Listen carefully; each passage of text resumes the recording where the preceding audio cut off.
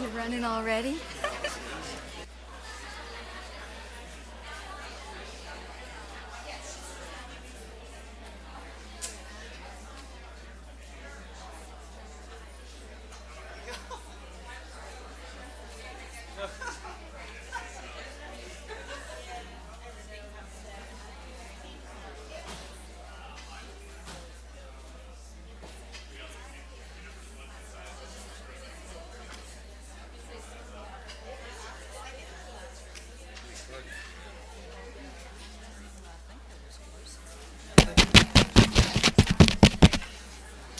Chris, oops, thank you.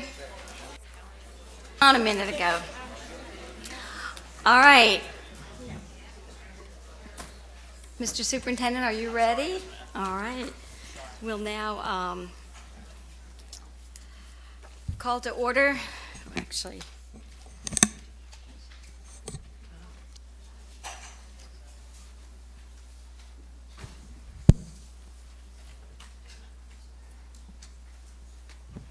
all right.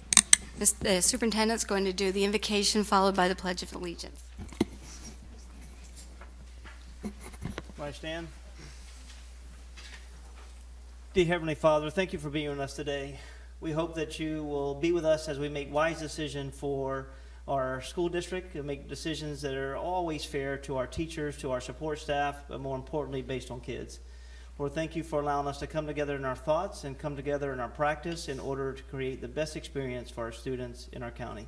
We thank you for your time today, and I hope you keep everyone safe as we continue to journey out through this day and can journey out through this week. Thank you, Lord. In Jesus Christ we pray. Amen.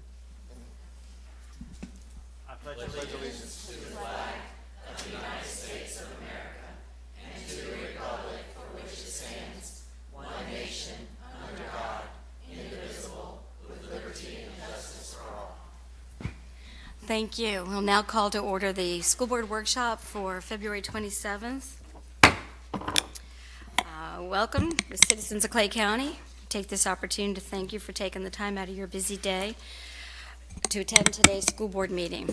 This meeting is our opportunity as your elected representatives to collaborate openly and make decisions that will decide the future direction of our public schools and the education of our children in Clay County. There will be an opportunity for the public to ask questions at the end of the workshop presentation.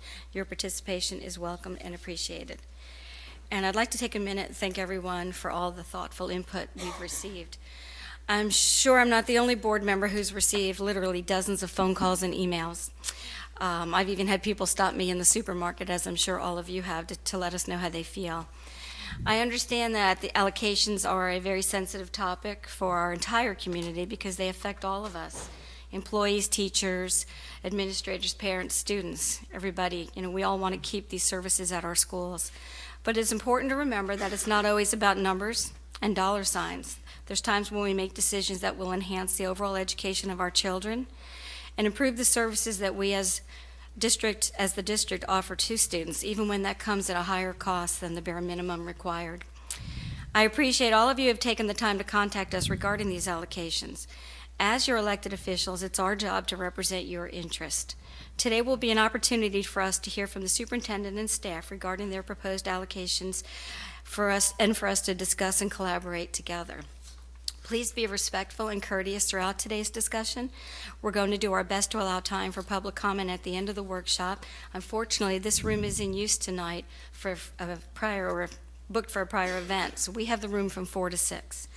Now, I'd like to ask the board if they're okay with allowing public comment at today's workshop until we run out of time. I know our policy says that it's questions only, but if the board's okay with cards in 3 minutes, okay, I have consensus. And obviously, I have a stack of cards, and people are here to speak, and you deserve to be heard. So I am going to ask that when the red light blinks to please be respectful that the person behind you wants to have the opportunity, and we'll go until 6 o'clock and try to let everybody get everything that they need to. So at this time, I will now, we'll begin the first and only item on our agenda today, and that is Mr. Superintendent. Mr. Yes, Davis, ma'am. thank you. Well, thank you so very much, and I'm going to step down for a minute and I'm sorry for the board, I hope everyone can hear me, for my back to be to you when I speak to staff, caregivers, and community members.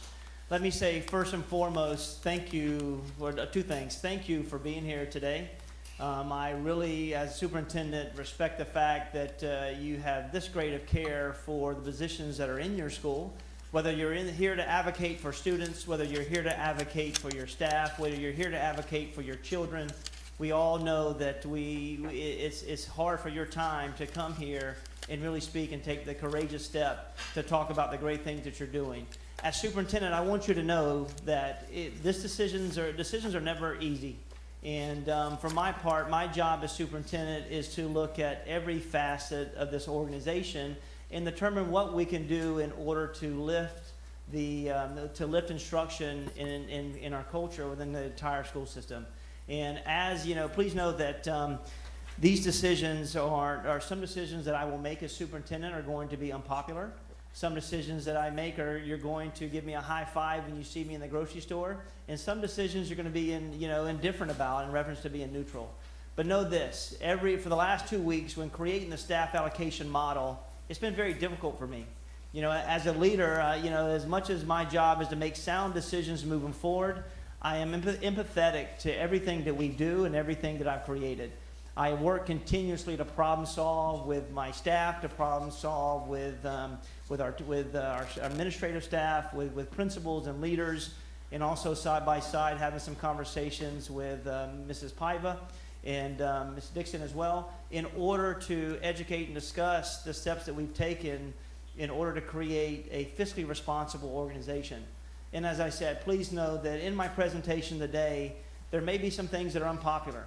But know that I'm coming from a place that I will always be fair to teachers and always work side by side to hear your voice. But I'm coming to a place that I have to make decisions based on every single day to our classrooms, to our teachers. And not that everyone in this room in some way, shape, or form doesn't impact our students.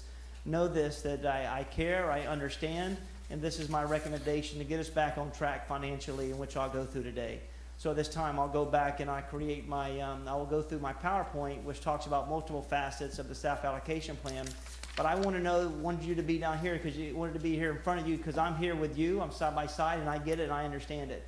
I apologize if I created any angst, but it is my job to make certain that I have a stable plan that's going to help us serve our kids and at the same time be financially stable as well. Thank you.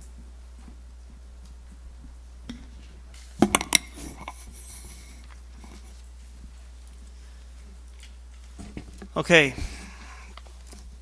we've got a new chair, it's a little higher. Usually I've been sitting very low, you can't even see me. But again, so thank you. This is an opportunity for me to talk about my staff allocation model. And as we go through it, I'll go through it and I'll be very explicit about the impact of overall county, elementary, junior high school, and high school. And then I'll talk about rationales of why I've arrived at this model and how it impacts the overall district. So the first one, the objectives today is to talk about the purpose of the staff allocation, and for me to really work to define what the staff allocation model is, for me to discuss any financial impact that it has at the district at every level and also as an aggregate, and also for the board to consider the staff allocation recommendations as we move forward for 17-18 school year.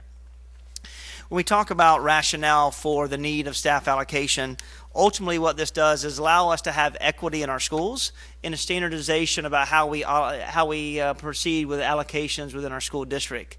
I can tell you that historically we haven't had an allocation plan about how schools truly generate funding, in which creates an over-concern about how we spend money within our school district and how we align those resources to our strategic plan. In addition, we talk about, so this plan allows us to not only provide equitable resources, but also allows us to standardize our way of work in moving forward. The allocation plan also allows us to illustrate allocation of resources in school site and really put that side by side actual dollars. And that really allows us to be very strategic in how we spend our money as it aligns to our ultimate goals from our academic and non-academic expectations and goals, which really will become how we spend money and go next and aside and alongside of our strategic plan, which we will develop after our 100-day plan is complete in mid-April. And there's three ways that allocation methods are determined in this staff allocation model. The first model is through a staffing ratio, in the sense of how many students and how many students that you have at your individualized school, and how is that linked to the number of teachers that you will have in order to provide the services that our students need to be successful. And then the second tier is how the weighted student funding is aligned, about not only how we have actual dollars for kids who, or bless you, kids who walk through the door for a basic allocation, but what weighted student funding will need to be allocated, whether a student's in poverty through Title I, whether a student has special needs, or any other considerations that kids generate additional fundings in order to provide the accurate services internally. And the last way we've determined this of what program of school-based add-ons. So what programmatic ads do we need to add on to our schools in reference to determine if there's a program that we want to protect at our school, whether it's a CTE pathway or whether it's a Spanish initiative at Tynes Elementary School, whether it's a school improvement. Do we have a school that's underperforming and they may need additional interventionists? They need to have smaller classrooms. They may need to have a literacy coach. And then the final one is class size. Are we making certain that an add-on needs to take place if we have a class that we're not meeting class size within a certain school? So these are the three ways that we determine to have a common structure for our staff allocation within our school district. And I will tell you this, Clay's never had that. So we really have overstaffed and understaffed in so many schools, which I'll talk about here in a minute. And the last one is to really create a culture of responsibility, accountability, and financial stability. This is what we have to move to in order for us to really determine the needs of our schools, align the needs based on our accountability to our strategic plan, and figure out how we can become fiscally responsible within our school district as we continue to fight for to be at that 3% reserve in the last 4 school years. And it is my role as the leader or superintendent to figure out in the problem solve and decision make how I can bring a model in place which is a national norm as relates to generating positions at each one of our schools. So when we talk about Elevate Clay, the biggest thing is the last target is why I highlighted it, is one of the goals that we wanted to really look at. So this is something that someone said, Addison got a lot of plates spinning. It is my job to understand what plates are spinning and what plates need to stop and what plates need to move forward. And the biggest thing on number 6 is we talk about looking at the effective management of the entire organization and what can we do to make sure we have efficient and effective learning environments. And the way we do that is to look at every facet, and the big thing is funding. And as funding, as you know, 86%, I believe, of our finances are built on employees and built on schools. So we've got to fit we don't have a lot of wiggle room when we talk about what do we look at to make adjustments and how do we generate money at our schools, and this is a formula that allows us to do so, and it has been a concentration within Elevate Clay objectives. This next slide I want you to look at, this is talk about traditional methods of budgeting. I would say that as I got here, the biggest thing I found out is that we've had some traditional measures of how we fund schools. And the first measure is we go, hey, here's a lump sum of money at your school. So here you give it to a principal where they get X amount of dollars. The principal then goes and determines the number of staff they need, and then they start to plan moving forward of what the actual expectations they are planning for, strategic planning of what they need to do for kids. I will tell you, this is the old way of budgeting, and it doesn't allow us to have the thought process initially as we look at our strategic planning. This is pretty much what we've done in the last couple of years in Clay County. We've had a cut and paste approach, which our budgets are based on history. That means that historically, if I've had 25 positions in the last 3 years, I've cut and pasted, and we've always have 25 positions moving forward. I've met with every principal in this organization that talk about staffing. Principals have told me openly and said that they have allocations in their schools that they didn't need to teach kids. They were already in class size, they had extra positions. So they started to create positions. They started to have a lab coach. They started to have have a coach that wasn't sponsored by or initiated by the district. They had a science lab and a technology teacher. They started offering positions that were not A, sponsored by the district, and B, it wasn't a formal equitable allocation that was put across the board. So here we have principals being transparent by saying, yes, we've been given a pot of money and allowed to do so, but it really hasn't merged in the decision-making process about the amount of money that we've actually generate. You have to understand, a staff and allocation model really allows schools to receive funding and revenues for what they actually generate. So if you have 100 students at a school, you generate the dollars for 100 students. However, in so many cases where we've had 100 students, we've either given money to a school for 125 students, or we've even given money to that school for 75 students. This model has exposed, especially in junior high, which is middle school, where our kids are trying to find out who they are emotionally, socially, academically, that we have somewhat underfunded our junior high schools. And to me, that's problematic, because that's a key indicator where kids mentally and sometimes physically drop out, and we've got to do a better job providing the resources they need to be successful. But all this to go back to say is that if you look at the second part of the strategic planning, you have to have a plan. How do schools generate funding? And that plan then allows you, and this staff allocation allows you to, this model allows you to identify that students generate funding based on the state class size average, in the sense that K3, it's established by 18 per classroom, and in 4-6 it's established by 22, and then in 4-8 is 22, and then in 9-12 is 25. And that is a way that you can generate the planning process about how we get funding from basic allocations to support staff, to administrators, to students with disabilities, through custodial staff, and then you get a chance to identify how many staff members you need in order to provide adequate services to our schools so our kids can be successful. And then you give the dollar amount in order for them to move forward, and they can work within their master schedule, through master schedule guidelines, through every section to determine what we actually need in order to move forward. And these are the plans. We have got to get away from traditional budgeting and then move forward to our strategic budgeting. And this is what this allocation plan does. If you look at the school-based budgeting process, this chart really talks about how you arrive somewhat of I just explained. In the sense, if you read it from left to right, you'll see the biggest thing to do is to conduct an analysis of a historical trend of weighted FTE, and really look at our programmatic needs. And then once we look at historical trends of our enrollment and weighted FTE, then we can really define the formulas the way schools generate money. And then the next step would be to develop the instructional and operational strategies, which allows you to look at, do they need class size add-ons, do we need programmatic adds, and do we need school improvement adds? And then ultimately you get to the next phase 4, which you have equitable resources in every one of our schools. You don't have you have funding going in so many different directions in positions that are in our schools that are not really aligned to our strategic plan. And right now, to be very honest with everyone, that's what we currently have in Clay. We have a number of positions in outlooks that don't really align to our strategic plan. And then we'll never identify what's working, what's not, and what we can do differently. And ultimately, we have to then create and identify and prioritize our ultimate investments. Are our investments working? Have they been effective? If not, we need to selectively abandon, or we need to revisit, or we need to make adjustments in order to be successful in our schools for our kids, which comes to a part where you align budgeted resources for our schools in a clever, systematic way. The next slide talks about our comparison to our budget allocations. Historically in Clay, there's been no formula to generate fundings for a school. There's been unpredictable and reactive to positions of what we add and how they generate.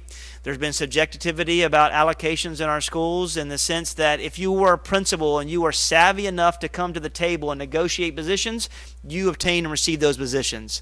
At the same time, if you were to a point where you can prove and defend that you needed a position, you got that position as well. And I hate to say it, if you knew someone and you were in an inner circle, you may have gotten that position as well. And I'd be honest with you, I've had those conversations and those have taken place. That's not the business model that I want to be a part of. I have to be calculated. I owe it to every constituent. I owe it to this board. And more importantly, I owe it to kids. And then we had insufficient resources in all of our schools. It's not okay that we don't have media in every elementary school in our school district. It's not okay that we don't have art in every elementary school. It's not okay that we don't have performing music in every one of our elementary schools. That's not okay. I'm telling you that. It's not okay as we seek to develop the whole child. At the same time, the funding sources didn't align to the strategic plan. I've in my 14 weeks, I've had very little interactions about individuals that tell me how funding sources and implementations of programs and curriculi align to our strategic plan moving forward. And that's some of the reason that we have dropped from 13th to 20th, because we have stuff growing legs all over the place, and it's never in the same realm or same in room that we can have discussion to put our finger on to figure if it works. The new plan allows that formula to be very systematic about how we generate money. It also gives you a project-based a base for projected revenues and expenditures at a school. It allows us to have equitable resources across the board in our elementary, junior, and senior high schools. It uses data to drive staffing needs in our schools. And I'm not saying everything's based on data, but you got to have a plan moving forward. And then it aligns positions and puts in controls for funding. So there's avenues to generate 3 avenues through class size, school improvement, and programmatic ads in order to help our students. And it eliminates waste and also duplication within our school system. As you can see historically, this slide talks about our reserve. And we have board policy, I believe, that says that we must be at 3%. State statute, sorry, and we should have policy. But it gets to a point where we have struggled financially over the years. And my goal as superintendent is for us to be fiscally responsible and to move it to 4.5%. You may say, Addison, that's a lofty goal. That's a major goal. The answer is yes. And the only way we do that is we have to look at every dimension in this organization in order to create this. And we get to a point where that may be a high number, but it's a part where if you look at 2012, that number is 4.23 is kind of where we were.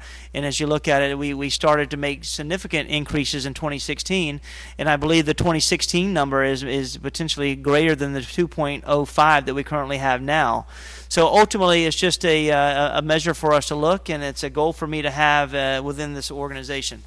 The next one is a comparative analysis, and the biggest thing you want to look at is these are some of the functions that we look at as relates to the percentage of money that we have within our school district. If you look at the top row, I'll give you an example. It says Clay. It gives us like districts, and only like districts as it relates to enrollment. And this looks at, I unpacked a number of functions for you to look at enrollment, from media to PD to school administration, all the way to instruction. And you can see through this chart, as it looks and compares ourselves to the other 6, you're able to compare it to the other 6 districts of what percentage of our budget is aligned to these certain functions. At the same time, it allows us to look at the state comparison and then looks at Clay's rank. And I would tell you, if you look at, I'll give you an example. If you look at custodial services, we are underfunded in custodial services, and as it compares to the other 6. If you look at maintenance, we are underfunded as relates to maintenance. We are not looking at the aesthetics of our facilities, looking at making sure that we have the nicest facilities, our classrooms are clean, we have the resources that need to be successful, and also people, we are below. In the same thing, we're looking at technology. We are underfunded in the area of technology. However, there are 2 areas that I believe, and we look at data, and I'm just saying this through data, not talking about body of work, that we are overfunding. One is in instructional media, and the other one is in instructional. And let me give you to a point where we look at instructional. We are a member told me the other day, I want all of my money to go in instruction. That is absolutely right. But you have to have a balance in what we do. And our balance has to be multifaceted. We can't just pour money into instruction with no intentionality, no purpose. And even though this says that we are 66% of our budget is in instruction, we're well over the state average and compared to the other like school districts. And the national average is spending 65 cents to the dollar, which we're overfunding that. We talk about instruction in so many different ways. In a perfect world, this would be awesome, because this would really make sense that everything goes to the instructional process. However, We cannot compromise other facets of the organization. And I'm talking about technology, tiered classroom support, curriculi, HR retention and retaining strategies. We have to look for them to employ highly qualified personnel. This is not all about people. This is about curriculums. This is about instructional frameworks. This is about curriculum maps. This is about assessments. This is about retention of people, retention strategies.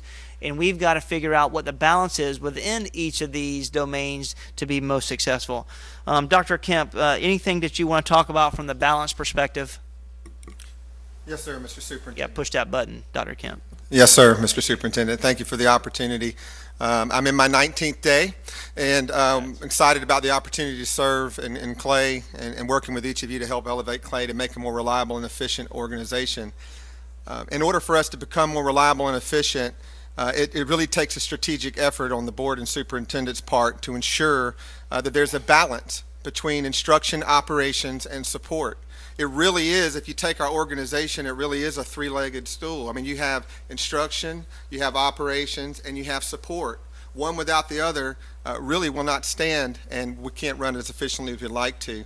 As for operations, the vision for me for operations is that everything we do at the central office as we work to elevate Clay, whether we're talking about curriculum, HR, business affairs, and operations, we're talking about maintenance, facilities, custodial service, our safety security efforts, transportation, food services, technology. Everything we do is to support children in classrooms.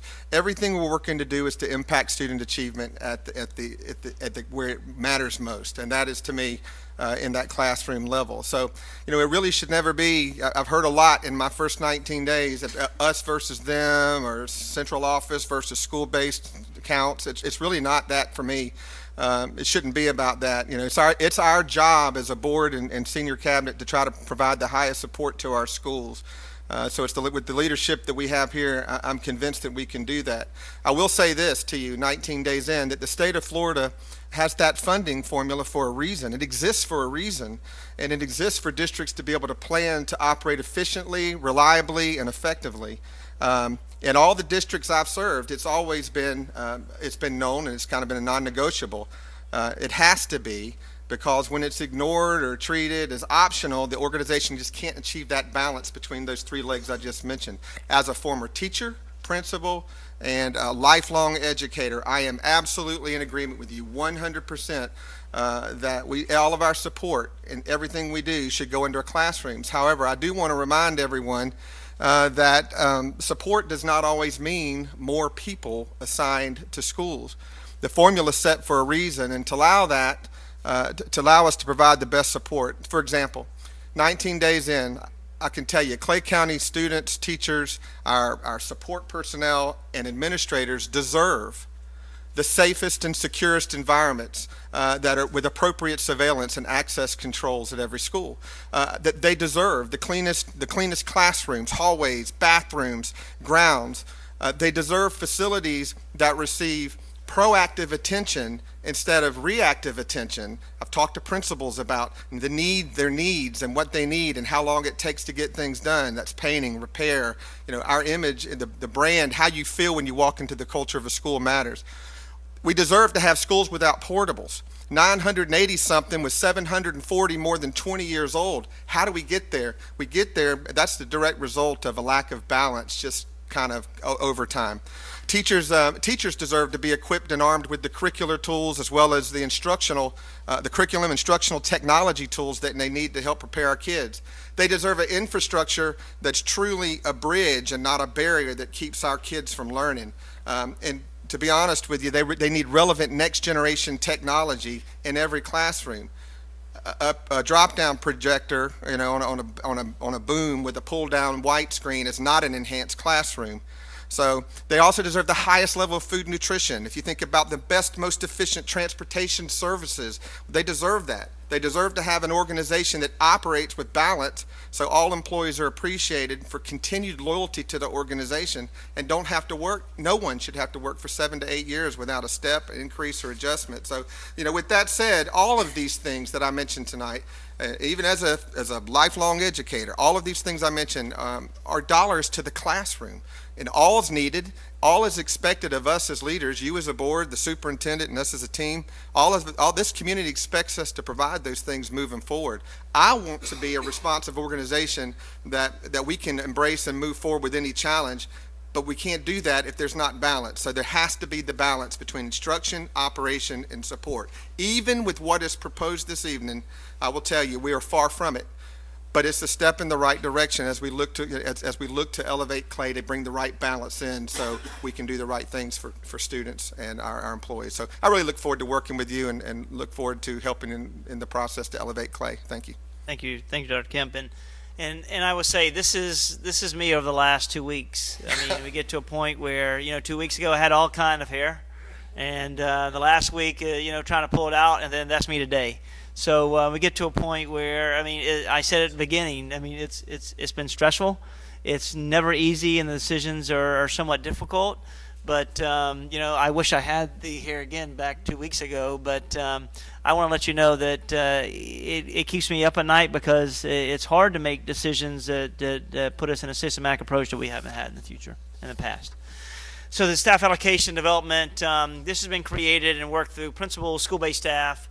When we talk about cabinet members, senior staff members, assistant superintendents of business affairs, and in collaboration with like districts and the former CFO of Orange County. And I say like district, multiple districts we've looked at and had conversation about their staff allocation plan, and really made that to fit what we're trying to accomplish here in Clay County.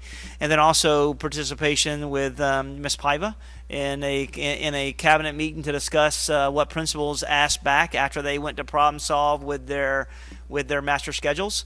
And that was a great opportunity for us and for me in the cabinet, because Ms. Paiva brought a different reflection that we didn't have and historical knowledge we didn't have, and really brought value to the meeting that we greatly appreciated. So we will continue those conversations in order to make certain that we are on one team and not teams in isolations working against each other, which I hope to continue to create.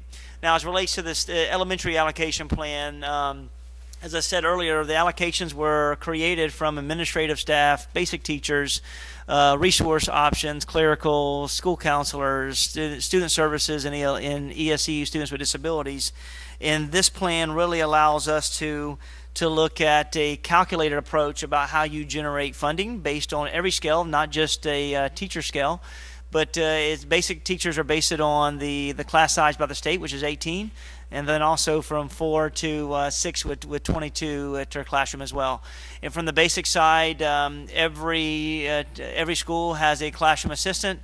Every school elementary has an ISS assistant, and every school has a media tech and elementary as prior allocated from 16-17 school year. And let me tell you, my original thought was to convert that position to a classroom assistant, where we can really help help teachers support students with small group instruction through literacy and through mathematics. But when I pulled the data, and we have 450 books that were checked out in elementary, I do agree that not only media specialists are working in the resource schedule to see multiple classes of kids, that the media techs were really doing some great work with really looking at inventory, helping that inventory, help selections of books, and making sure that we had the supports we need in our schools. So those were put back instead of a generic classroom assistant. Resources, I believe that every elementary school should have art, media, PE, and music. This is all about developing the whole child. We had so many schools that we have 2 schools that didn't have art. We had 9 schools that didn't have music. And in order for us to create true core sequences, pathways in junior high school, feeder patterns in high schools as well, we really, and to have robust and highly competitive music classes and ensembles and band classes, we really got to have kids to be able to be exposed to these types of resources in our elementary schools, and it matters. For 7 of our schools not to have a media specialist, that brings angst to me, because that's the foundation of literacy.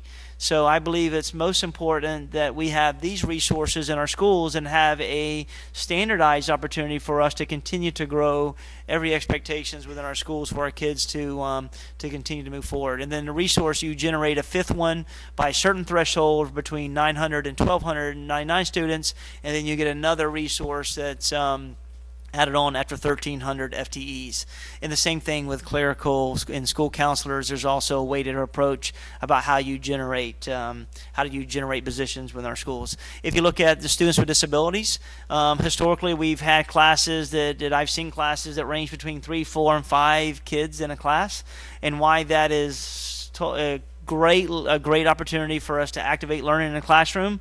It just doesn't allow us to be fiscally responsible by not setting a threshold between 8 and 10 students in the classroom with supports. This is basic teachers with additional supports in there that they generate based on medical need or needs with disabilities. And I think every teacher in this county would love to have 9, 8, 10 kids in their classroom. We just can't afford it. Especially with our current reserves. So adjustments in elementary, we have basic allocation that's generated based on class size that I spoke before. ESE is in self-contained classrooms from 8 to 10, and this is self-contained. This is not severe low-incident classes, which will continuously remain at a lower level. And then we have media specialists will be in all schools, as we had 7 did not. And then I got it mixed up with the resources. We had 2 schools without music and 9 without art, and this allows us to put those 4 resources in every one of our classes, along with the standardization of administrators. One thing you'll see in the allocation is that we had in elementary schools, we had teachers that were half administrators and half teachers.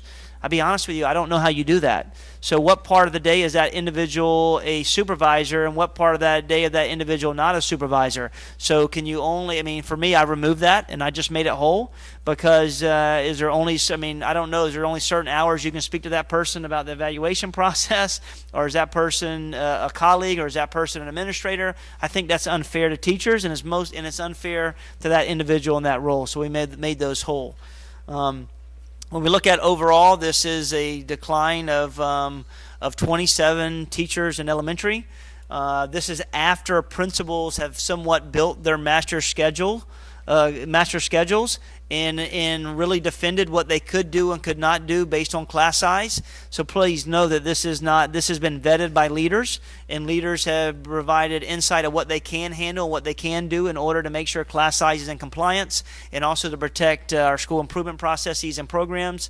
This is also looking at ESE instructional staff, and this is because the numbers just don't generate it. I can't afford to have 3 kids in a class. I think that's fiscally irresponsible. And then we have kids that are moving from elementary to junior high school, which means as you have movement, this allocation may move from elementary to secondary, but it's just identified here in this label, and it goes across.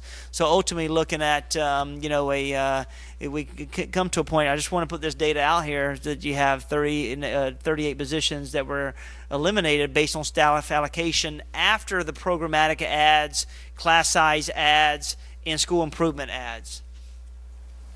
Next is junior high school. Same mentality. It's all based on FTE. This says 23. It should be 22. And it gets to a point where you generate the same mentality for clerical school counselors here. No major differences here other than based on class size and putting parameters based on FTE, so that you see the adjustments as related to junior high school. Major changes in junior high school is basic allocation generated by class size. Here is for 22 per class. ESE is from 10 to 12. It's self-contained classrooms. Media Tech, it says change to classroom assistants. That has been, this is incorrect. So if we have the wrong PowerPoint up, that has been removed, and it should say removed all the way across, and it is noted in our allocation plans. And then it just goes to a standardization, how we have a standardization in our administrative approach. And this not to neglect the fact that hard work of the 6 individuals that do at our Media Tech, but it's totally different because they have 35,000 books that have been checked out, totally different, because a media specialist, even in junior high school, is not the same as a media specialist in elementary school. The work may be the same, but the media specialists in elementary school, they're on cycled rotations. So they are seeing kids on a constant basis and constituents through their resource schedule. And in junior high school, that is not the case. They're not on a resource schedule, even though they do service classrooms. They do go to classrooms. Classrooms go to them. I believe that they can handle the work related to the media tech. As relates to junior high school, as you can see, junior high school is ultimately will be added 10 instructional positions. They will ultimately, at the end of the day, after looking at all the adds and deletes, they will come out with 2.9 positions that will be added overall and be put in 200. And the plan generates $217,000 in revenue for junior high school. As you look at high school, somewhat the same platform as junior high school. This is that goes from the class size goes from 22 to 25. And it goes to a part where we allocate basic teachers, one for 25 students, a media specialist, and an athletic director as relates to high school. This stays the same. Stays the same as relates to students with disabilities, as it goes from 10 to minimum of 10 students that generate, and then it gives you the number of student counselors as well. Major changes in high school. Basic allocation is from 9 grades 9 to 12, 1 to 25 students. ESE allocation is from 10 to 12. And media specialists, the media specialist, moves the media specialist from high schools to the 6 elementary schools that we have. And there's a way that we will do that through volunteerism first. Those are people who want to volunteer to be moved, and then we'll look at the process as outlined in our contract. I know that this is where, and I say this, is we've have 6 elementary schools with 2 media specialists, and why they do great work in our schools. I do believe that that we have to make sure it's a priority in our elementary schools. This also changes from generating the academy coaches to it generates 1 per school, and we are seeking to work to change the job title from academy coach to college and career coach, which focus on multifaceted. It's not only the academies, but helping and assisting with graduation trackers and helping kids be on the right track to become college, career, and life ready, and ultimately to be successful. This will relieve guidance counselors to do what they train to do, is really work with kids in our classrooms and work with our kids in the visiting class to help them with so many different facets of becoming socially emotional intake to be successful. And then administrative is the same of the process of how they generate it, about how they generate staff allocation models. Well, rationale, one of the biggest things is our media. I was able to speak with media specialists in January, and I openly told them that we will have no changes in our allocations. And I'm sorry if individuals took that as if there were going to be no changes ultimately when their current structures are at their schools. I openly apologize if we didn't dive explicitly in what that meant, but I was trying to say at aggregate we were protecting those positions in the school district because I see the value and understand the value, and knew that elementaries didn't really offer it in all of our 26 elementary schools. The rationale to move is like I said, is that we can look at the number of books that are checked out. We can look at the number of in elementary. We need some assistance in elementary, and why I would love to continue to keep the current makeup in secondary, to have 6 of our secondary have 2, but we have one junior high school that's a 712 that only has 1 in Keystone. So if you look at the other surrounding counties, we looked at 14 districts in the state of Florida, and I'm sorry I didn't get a chance to do all 67. It's a lot. If you look at the norm is having 1 media specialist, and in some occasions we have schools that are sharing media specialists in high schools, and versus just having 1 totally allocated. And if you look at Miami-Dade, and I know this is not Miami-Dade, I'm just giving you data to show you how I arrived at this decision. They have it's a discretionary of a leader whether or not they have media or they even identify a tech. So if we say that literacy is our foundation, we have to commit to making sure that every elementary has a media specialist within their school, and right now we don't have that plan, but the new staff allocation plan allows us to have that. And this is the financial makeup where, and let me tell you, this right here, when you look at instructional position, this is because we went to wall-to-wall academies. And when you had wall-to-wall academies, you had a cohort kids. So you had classes that were at 10, 12, 13, 14, 15, and class sizes at 25. Wall-to-wall academies required that you had protected a group of cohorts. So if me and the board were taking aerospace, we had to follow the core classrooms to go aerospace, regardless if there's just 6 of us. And I can tell you where that is a beautiful model if we were not financially strapped. But we are in a situation where we can't afford that, and my position is to move back to anchor academies and continue all of our pathways, and that alleviates positions within the county. Overall impact, this is to look at it, it's $3.1 million. The staff allocation. I will tell you the original staff allocation plan 2 weeks ago, it was at $5.5 million. That means that $5.5 million was cut after you did the basic allocation.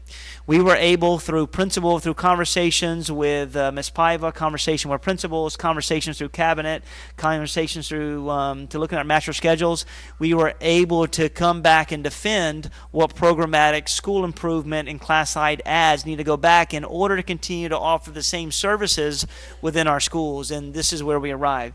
So the question will be, what's going to happen with 42 instructional positions? Please know that every year we have 252. Historically, we've had 250 positions that are open in our school and we hire.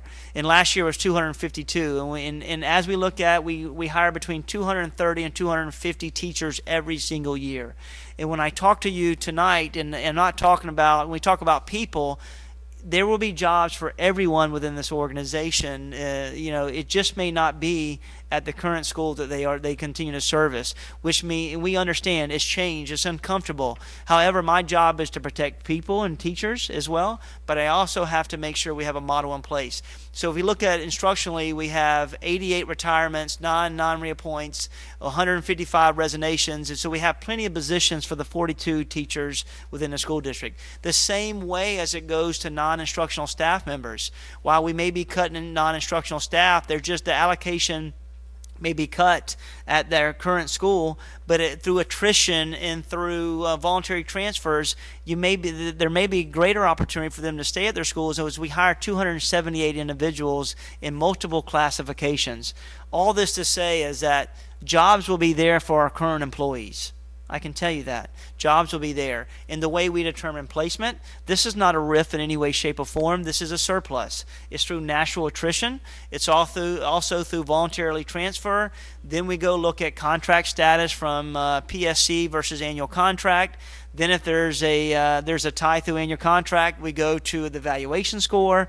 And then after that, we go to continuous employment with the school district. And Ms. Paiva, this is correct language, correct? It is correct. Thank you, ma'am. So as we look at it, we want to make sure that this is not a RIF in any way, shape, or form, but we have opportunities within the school district to protect all. So the question is, Mr. Davis, what are you going to do with the $3 million?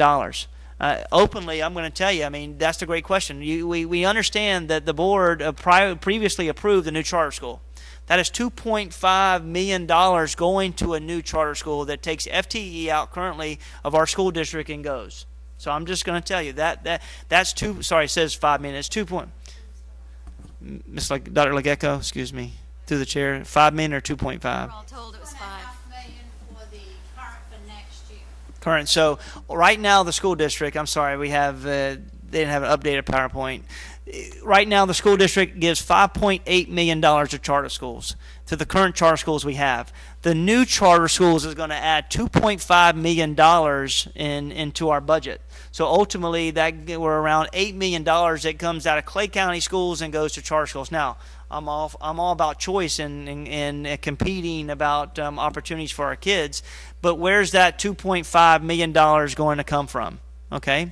I mean, we're already financially strapped. On top of it, we look at performance. Last year we put $1.2 million plus another $800,000. Where are we going to find money to incentivize teachers? Because that's what we should continue to make them feel value. On top of that, support staff as well. We have to find money. If we look at funding for resources for our Tier 2 and Tier 3 instruction, we have teachers that are starving for supplement materials in our schools. We have so many different curriculums out there that we're teaching greatly at our proficiency level, and we have a curriculum that some are using, some are not. But if you look at our learning gains as a school district, they're poor, especially if you look at elementary and junior high school, and high school, all of them.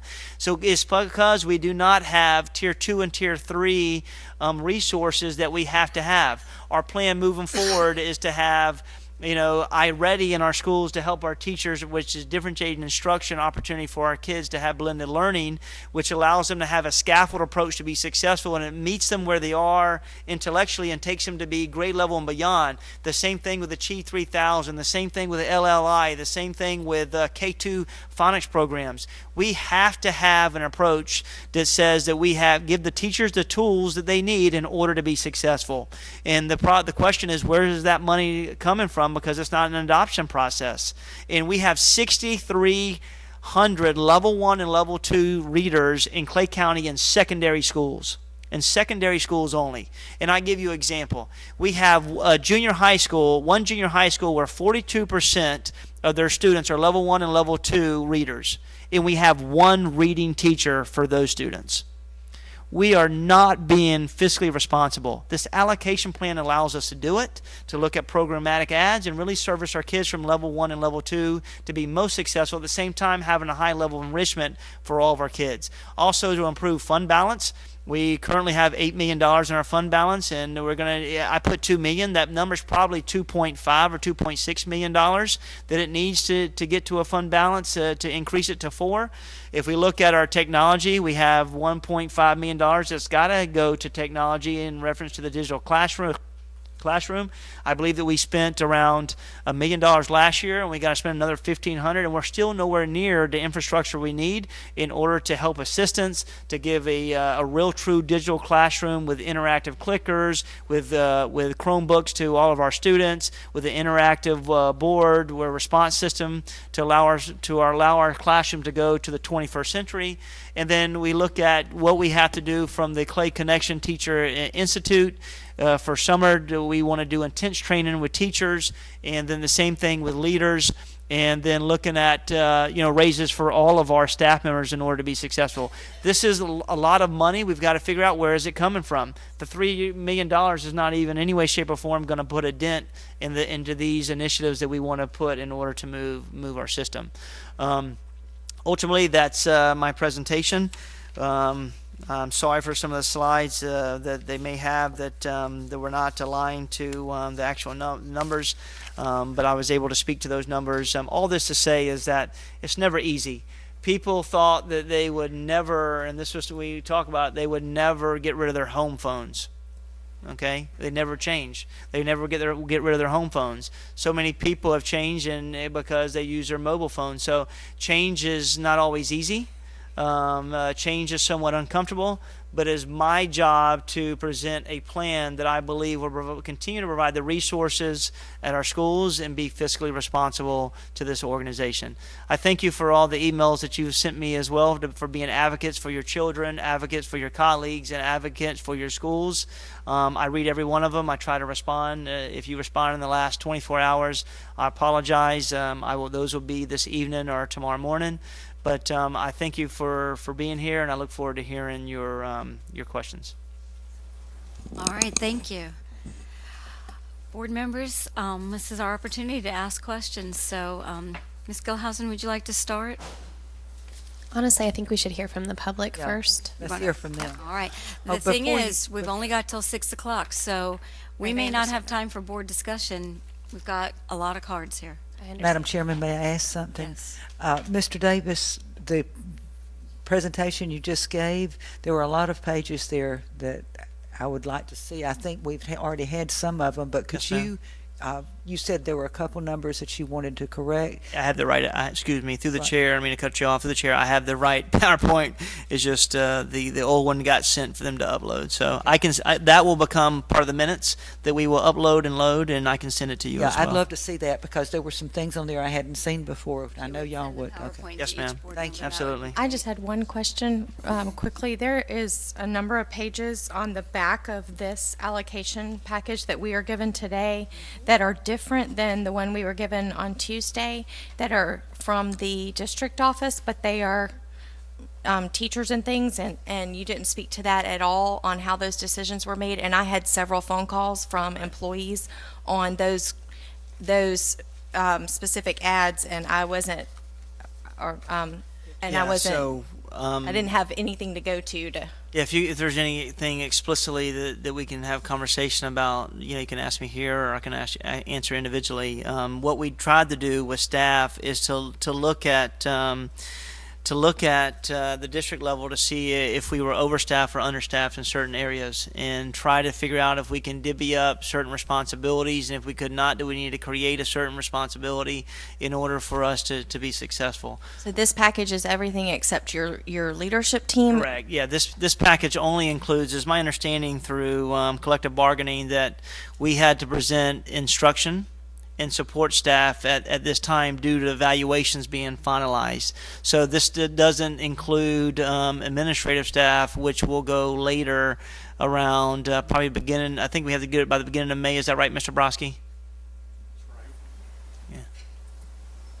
We would post jobs mid-April, April 15th, we'd post jobs.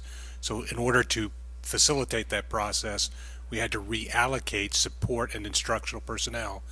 I believe, and not to put words in your mouth, Mr. Superintendent, but you wanted to reevaluate district administrative staff in order to determine where it would be best needed.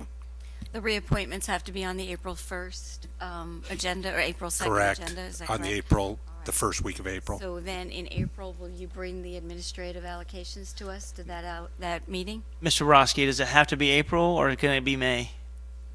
The administrative. The administrative could be May. Okay, I would say that, Instructional and support must be April. yeah, so instructional, this is why instructional support's going now.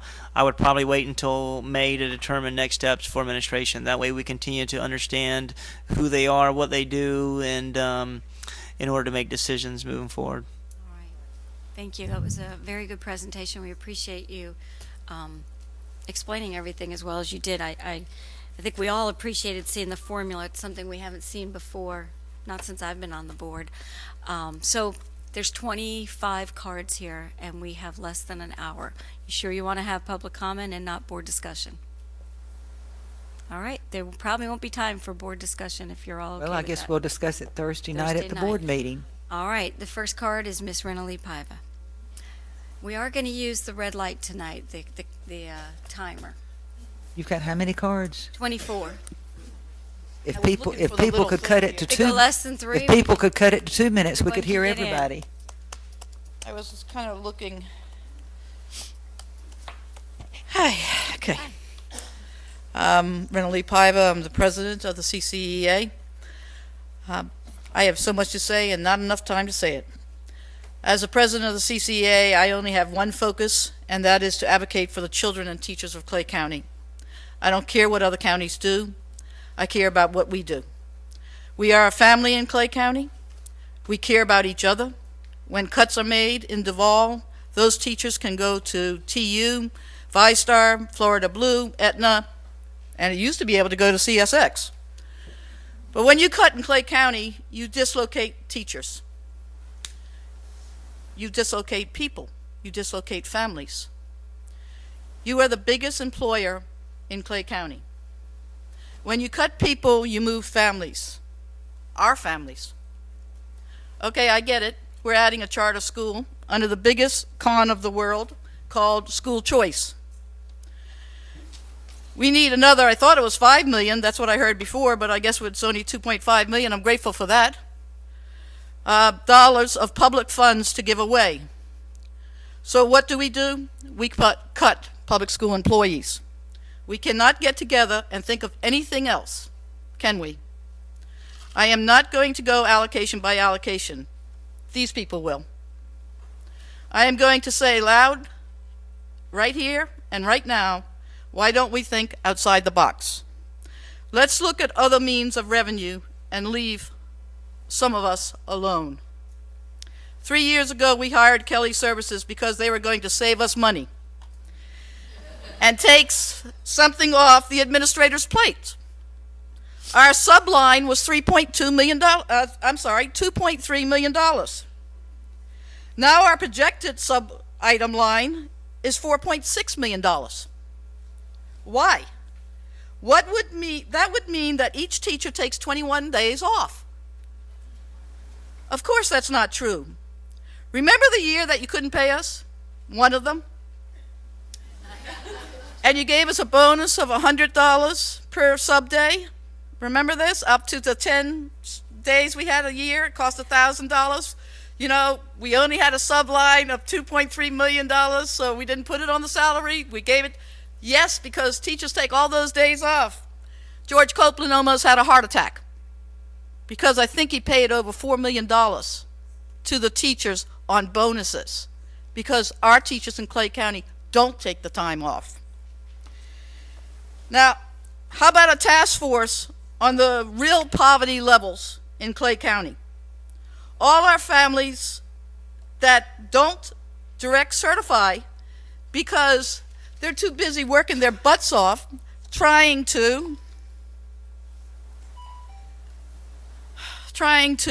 take care of their families, so they ask the churches to help. Permission to finish? We want to help. We want our schools. We want to help our schools. We want solutions. We want to get the Title I funds that we deserve. These are just two things we can look at. Of course, I can throw out a whole lot of stuff like property tax and sales tax, but that would be swearing in Clay County. Let's work together. Let's find ways to really allow our parents to make informed decisions about their children's education. Thank you. Thank you, Ms. Paiva. Julie Miller, followed by Kelly Ludlam.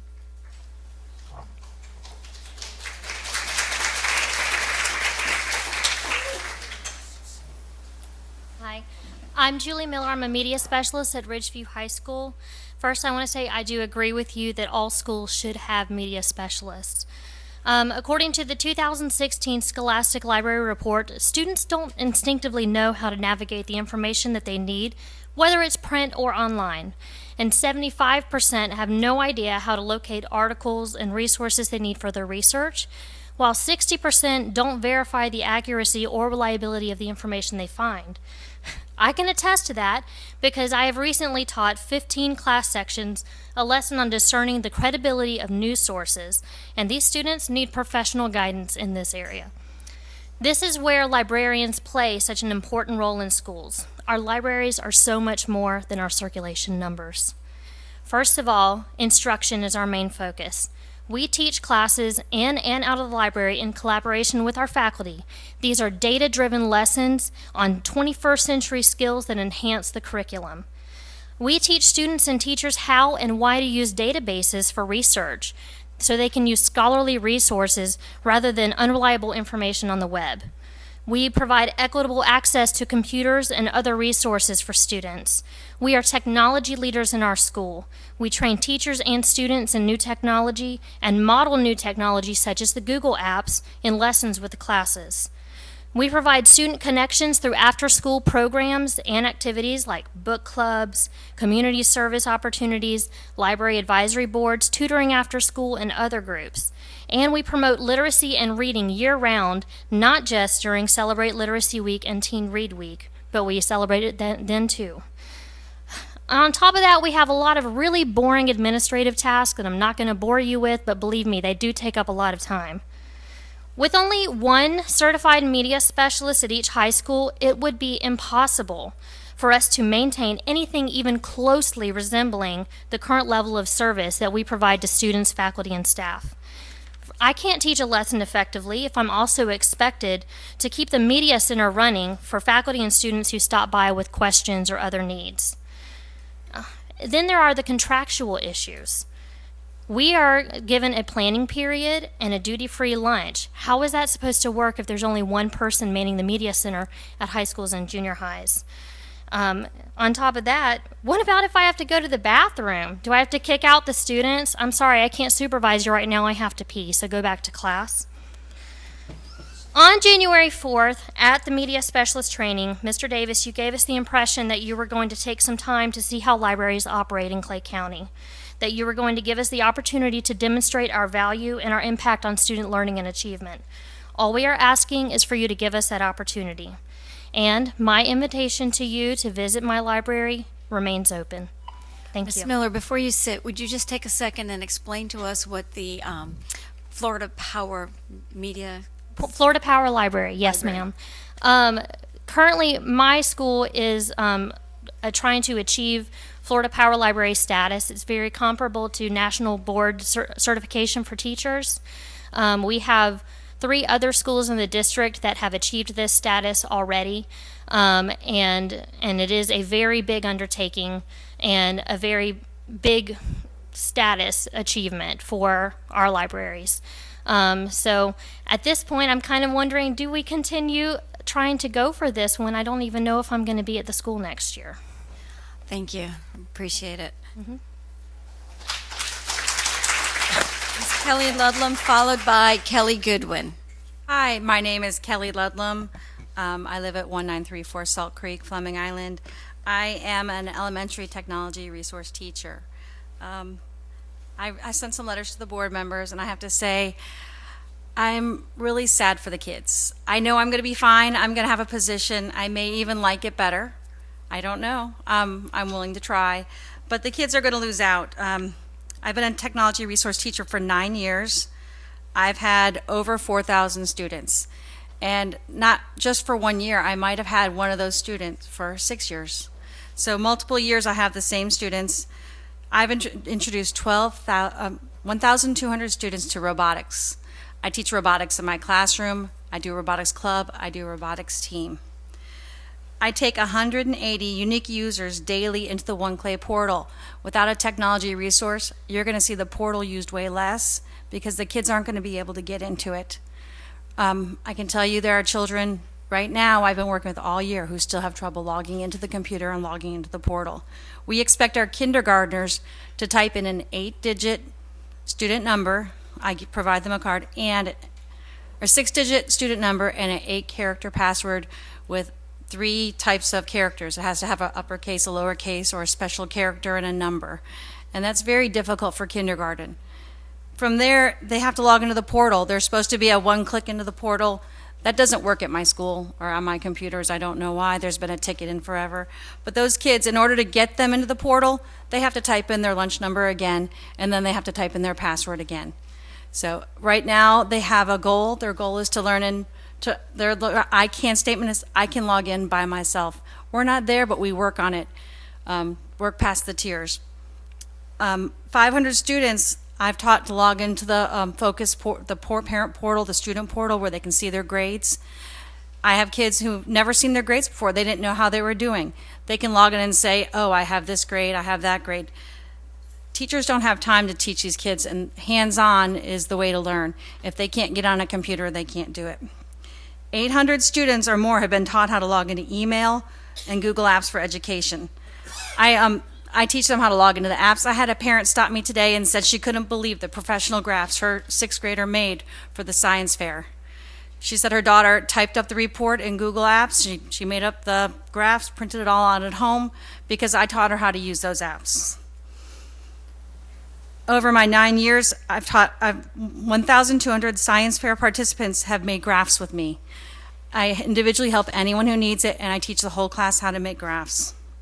I've had 6 robotics teams, I've been to 15 competitions, as well as 5 regional and 1 state robotics competition. My program teaches the kids how to integrate technology into their lives. It doesn't skill and drill them. There's a lot more, but I sent a letter to you all. Thank you, and I wish that you would come out and see technology. We're more than you know we are. I don't know that you've been in any of our rooms and appreciate what we do. Like I said, I'll be fine. It's the kids I worry about. What school were you at? I'm currently at Shadowlawn. I've also been at Thunderbolt. All right. I've also been at a number of other schools in a number of positions. Like I said, I may enjoy something else more. It's very busy being the technology teacher because you do more than teach the kids. You teach the teachers, you teach the administrators, you teach the secretaries. If something breaks, you're the first one to run out to help to fix it. Thank you for what you do. We appreciate it. Thank you. Kelly Goodwin. Kelly Goodwin, followed by Liz Crane. Good afternoon. I'm Kelly Godwin. You have my address on file. I am a national board teacher. I'm also a parent to 4 students in the Clay County School District and a teacher at Coppergate Elementary. I currently teach the technology resource class, and Mr. Davis recently stated that technology resource is being eliminated because we need to educate the whole child and have avenues to let their hair down. And having 2 arts in place of technology was the way to achieve this. He also stated that technology skills will continue to be embedded in our curriculum maps and offered in the regular classroom. Is that possible in some classrooms where the teacher has experience, training, and confidence to do so? Absolutely. Is that where every teacher in our elementary school is? Absolutely not. I cannot speak for everyone, but more often than not, our teachers are so overwhelmed with the recent changes in the core curriculum and technology, in addition to the lack of resources, and it is a tremendous burden to spend hours outside of their paid day to get those trainings and plan for meaningfully integrating technology beyond skill and drill games and test prep. So we try to bridge that gap by teaching students basic computer skills that they need to be successful in the classroom, and by that I do not mean keyboarding. It means learning how to be true digital citizens, navigate to and from software applications, navigate a website and do research, manipulate shapes and lines and to create custom illustrations that can be inserted into personal narratives, navigate multiple tabs and windows, how to save and find files later, how to share and turn them into their teachers digitally. We open up their world to cultures, landscapes, arts, and music that they would not have otherwise. We teach students how to think critically and problem solve through coding and design in a classroom where mistakes are okay to make. Great gains have been made this year, including several students who have overcome their anxiety of operating a computer. Students who once sobbed and hyperventilated over the words log in and click here are finally brave enough to not only follow directions, but to also to venture to ask questions about the unknowns, and they would not have done that before.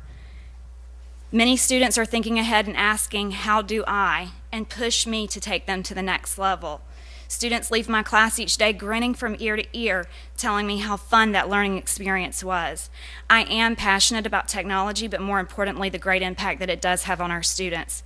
Students are generally normally unengaged in the classroom, often become actively engaged and enthralled in technology resource.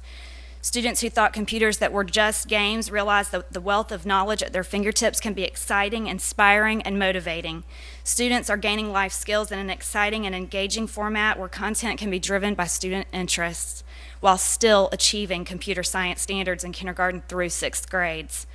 My point today is that if we cut it in every school, we are not developing the whole child. Students would be deprived of opportunities to experience learning activities that may inspire. So today I'm just asking that you consider balance and keep technology in every elementary school. Thank you. Liz Crane, followed by Teresa Dixon. Carol, I'm going fast for you, honey. Keep it. I'm going to put my southern ears on. Liz Crane, you have my address for the record. Deja vu. It's rather ironic that 8 years ago I stood before the board to ask the board not to cut resource positions from every elementary school. Back then, it was due to the threat from the legislature that we would see a decrease in funding. Teachers were displaced and PS teachers were bumping AC teachers. One of them's behind me. This was all happening during the FCAT testing season, and lo and behold, the cuts did not happen, and our resource teachers were able to retain their positions at their schools. This year, it's a little bit different. We are returning to the days of every school having art, music, PE, and library on the wheel, and we're cutting technology. There are other cuts as well, and to my understanding, it's to increase the financial fund balance ratio. I arrived in Clay County in 1999. My school, RVE, was blessed to have a computer lab. This lab was maintained by a third grade teacher without extra pay. Teachers would bring their classes into the lab and work with them on different technology projects or use software to assist them in learning. Our third grade teacher found it difficult to maintain the lab because as teachers and students would use the computers there would often be technological difficulties. The third grade teacher could not leave her own class to fix them, and sometimes with good-hearted intentions, the classroom teacher would end up making matters worse when they tried to fix the problem. So what do we have to do to have a workable lab for all the students at our school? RVE was blessed again with school recognition dollars for the next school year. The RVE staff approved and utilized a portion of these dollars to pay for an additional allocation for a technology teacher. She would open the lab for classes, come in, and she would instruct the classes. It was wonderful. We were on a 2-week schedule, and when our teacher was not in the lab, she was in the classrooms either troubleshooting classroom computers or assisting teachers with their own lessons. Soon, technology was becoming more prevalent, and the decision was to place technology on the wheel for a resource schedule as the students needed their lessons on a more frequent basis. It is now 2017, and to my understanding is that we want to return back to 1999 and have teachers and students enter the lab with little or no support. This does not make sense to me. Students are expected to do more and more learning online. However, now we want to take away the one resource that will help them learn how to do that. Businesses across America do more and more selling online. We bank online, we make purchases online, we job hunt online. Where will our students learn how to do this? Some of our families do not have computers at home or online access. School is where they learn how to use the computer and the internet. Our students deserve a specialized teacher in technology that they can see on a weekly basis. We are in the technological age, and our students need to be kept current on technological advancements. I ask that you keep our technology teachers intact at the elementary level. Thank you.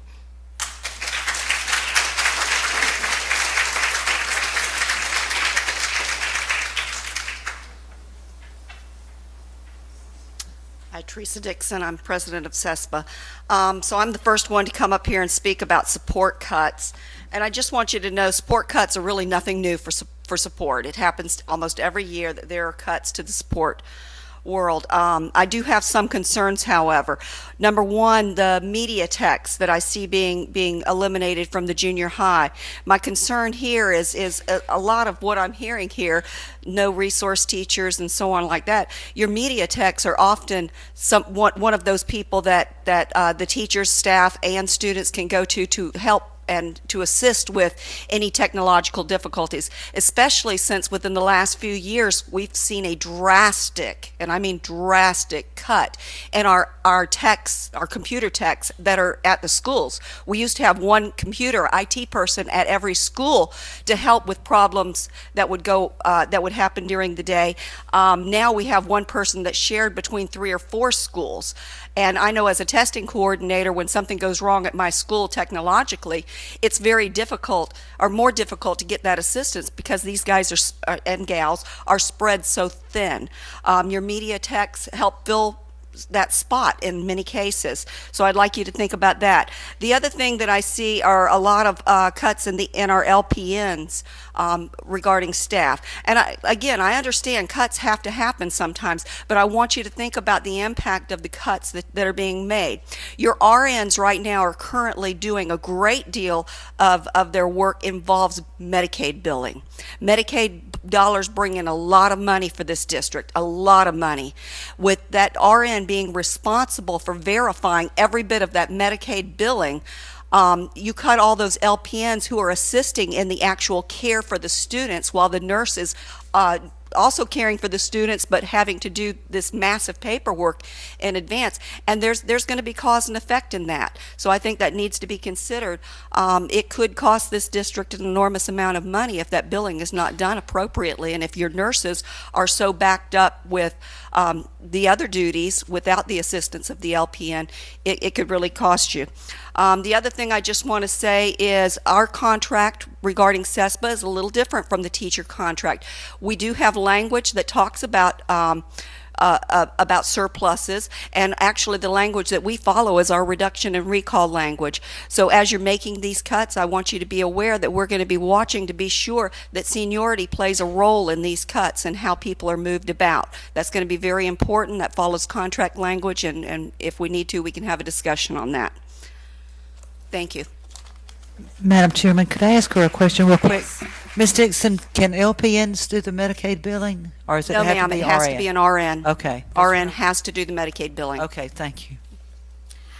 Not every school has an RN either. There's Right, quite not a every few that school don't. has it. So what do they do? Well, that's for discussion. I don't want to take up their time. We'll talk They- Thursday. Next speaker is Annette Gray, followed by Crystal Zaragoza, and I apologize if I said that wrong. Hello, my name is Annette Gray, and I teach PE at Thunderbolt Elementary. As both a parent and teacher, I'm here to speak with you regarding the loss of a PE position at Thunderbolt Elementary.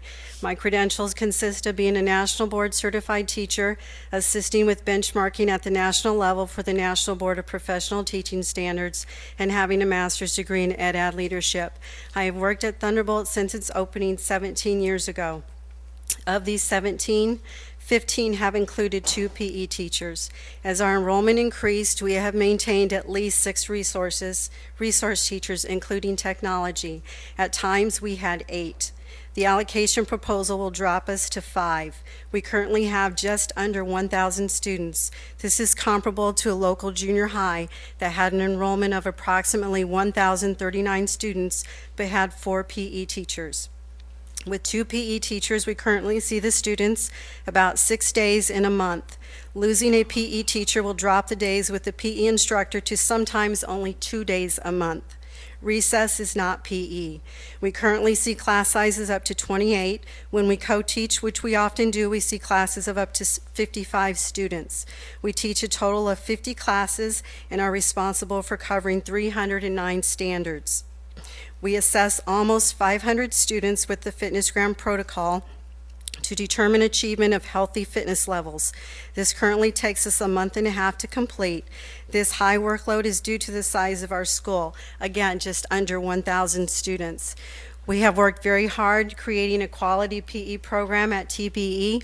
It is extremely discouraging to see it potentially taken apart. For 15 years, the district and school board have realized the necessity for 2 physical education teachers to meet the needs of a school this size. Our program is not just about teaching 30-minute classes. Our aim is to equip students with the tools and desire to make healthy nutrition and activity choices now and throughout their lives. To do this, we include extra activities to take our program to the next level. We have a run-walk program that takes place during the school day and includes all students. Last year, students ran a total of 29,306 miles. Many students now participate in community runs and distances up to half marathons. Parents are supportive of this program, and we regularly receive positive feedback. We have had the pleasure of having Mrs. Karakas spend the day with us a few years ago and hope she can attest to its benefit. The record keeping in this program is very time consuming but worth the effort. As a result, we were the first school in the district to purchase and implement the Stride Track software program to maintain data that students and parents have access to. Now, as an example of how difficult it is to do this job alone, I'm unable to completely include all the necessary support in under 3 minutes. Therefore, my coworker, Crystal Zaragoza, will finish addressing our concerns during her allotted time. Thank you.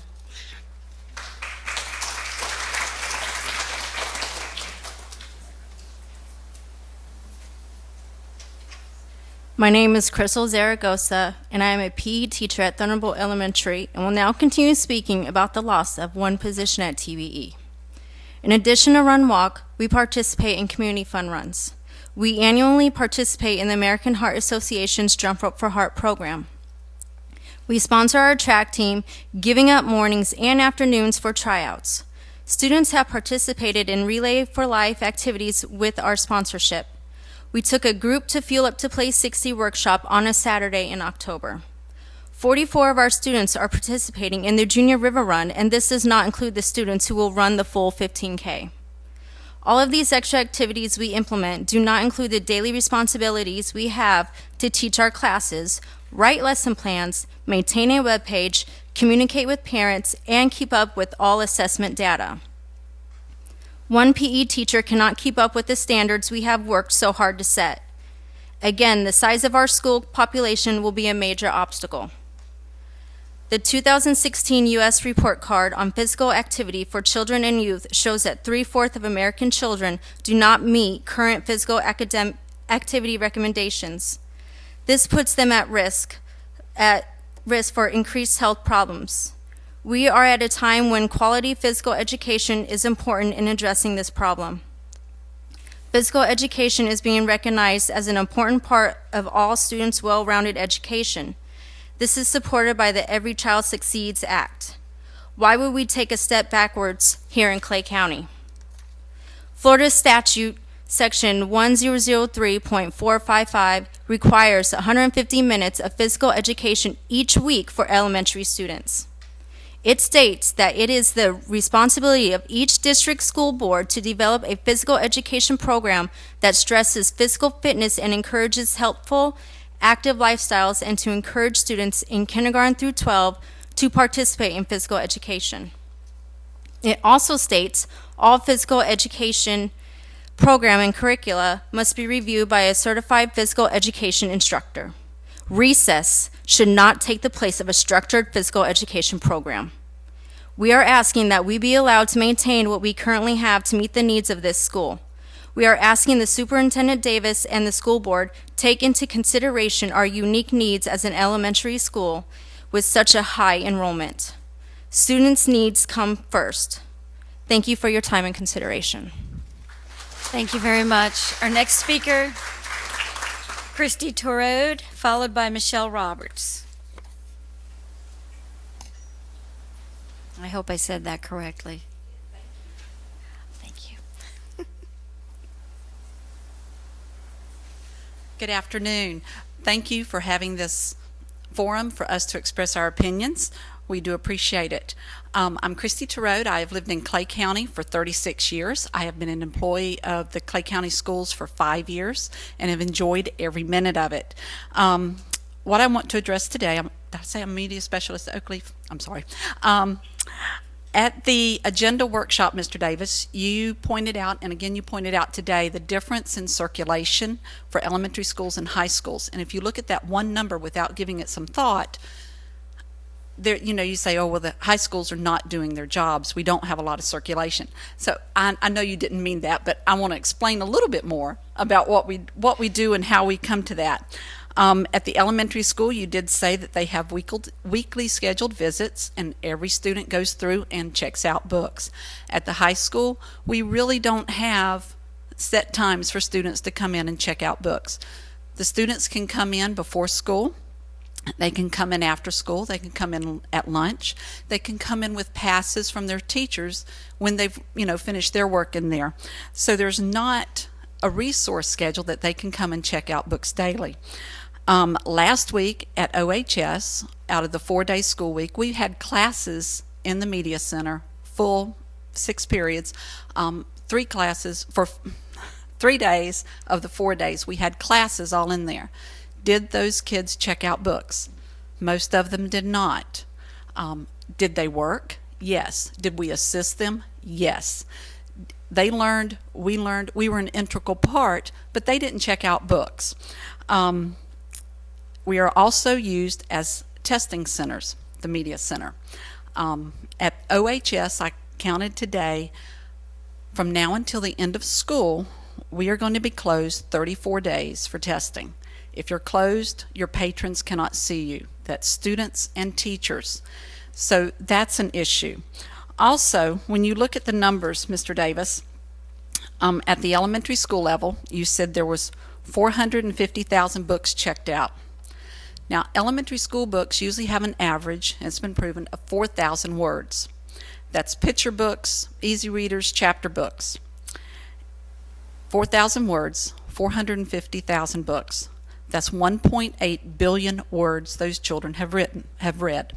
At the high school level, you stated that there were 29,000 books checked out. Now, at the high school level, young adult novels usually have an average of 68,000 words. It's going to take a little bit longer to get through those books, so there's not as much circulation, okay? That turns out to 1.97 billion words. When you put that together, The elementary and the media and the high school are just about the same. So I appreciate you consideration. I'm running out of time, but it's needed at the high school level, 2 media specialists. There's differences in student size. I'm at a school with 2,300 students. So 1 media specialist at that size school is going to be hard pushed to serve the patrons like we have in the past. And it takes certified media specialists at every school. And we appreciate you putting those certified specialists at those elementary schools. Thank you. Thank you. Ms. Michelle Roberts, followed by Mylan Pope. I'm Michelle Roberts, and I'm an ESE teacher. I'm here to advocate for our instructional technology positions at the elementary schools. I want to take you back to August when we're rolling in Google Docs, Google Spreadsheets, Gmail, all different from what we had previously done. It was our instructional technology teachers who helped navigate the staff, the principals, administration, and the children through all those different changes.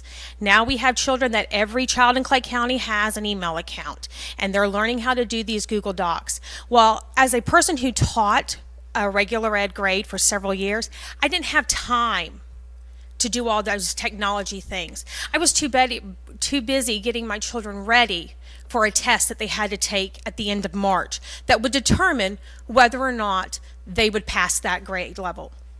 It was our technology teachers who helped do those different things that they needed to have done, the practicing, the learning how to type, because now everything has to be typed in. I mean, they're kindergartners, they're 5. They're taking SAT 10, they're taking, FSA for the first time. 3rd graders will be taking the FSA math on the computer. This is their first time. And it's our technology teachers who are helping to navigate them through the process, what the tools mean, what we're doing. How do you do this? How do you highlight? How do you maneuver? How do you drag and click? Because let's be honest, in the technology world that we are now, our kids are swiping. They're not using mice anymore. They're swiping iPads. They're swiping phones. They're not using the mice to drag and click. That's not what technology is now. They're talking in, and it's detecting their voice and putting out what they've said as a text.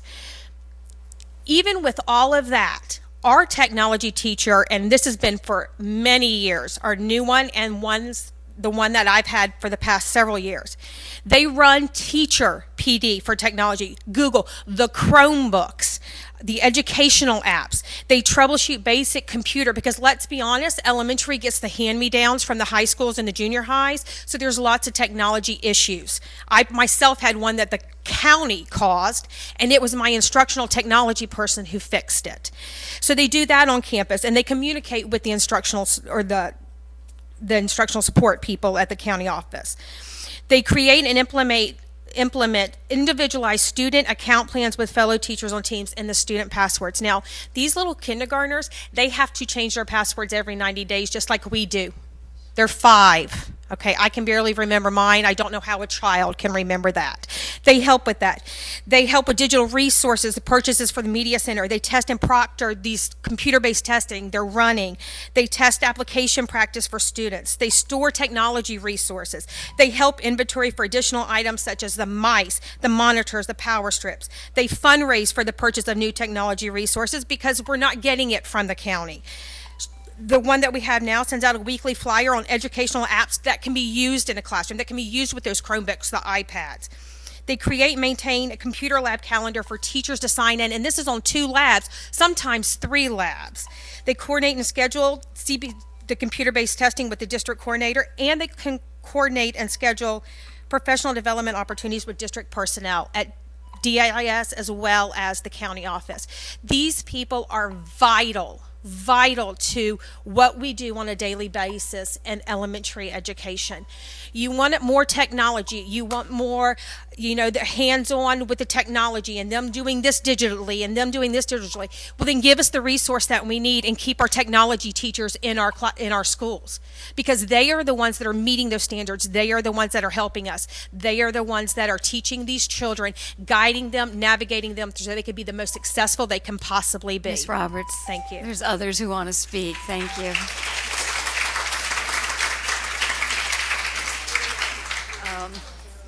We have Mylan Pope followed by Wendy West. My name is Mylan Pope. I'm a teacher at Wilkinson Junior High. You have my address. We're proud to be one of the digital discovery schools in the county, and it's been a great experience. Wonderful. They say it's hard to teach an old dog new tricks. Well, I've learned new tricks this year, and it's been a good thing for me, and it's been great for our students. The digital discovery program has helped us teach in new ways, reach kids in different ways. It's been effective. It's been well received. The kids like it. The teachers like it. And I think it's been a very, very positive thing. When I found out we were going to lose our media tech, I wondered how the digital discovery program is going to keep working at our school. She plays a vital role in making sure that our kids' Chromebooks work, are maintained, are kept up with, and believe it or not, the Chromebooks occasionally have issues. If we don't have a media tech, who's going to do that?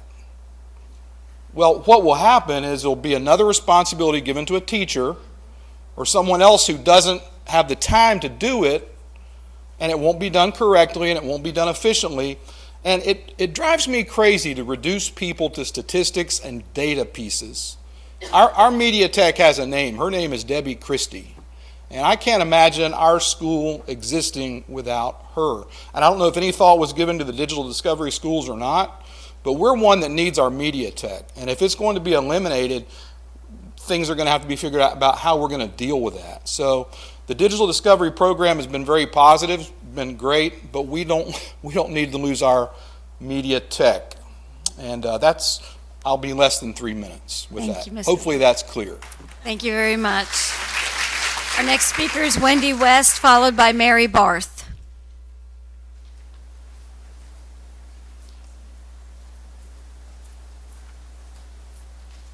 Hello, I'm Wendy West. I'm the media specialist at Oakleaf Junior High, and this is my media tech. We are a team.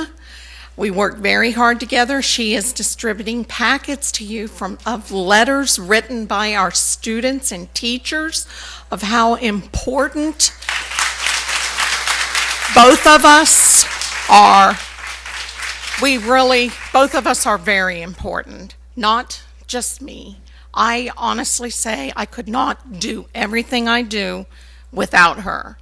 And besides being the media specialist and in charge of the media center and all the equipment and a huge budget to buy equipment, books, I teach the TV production class.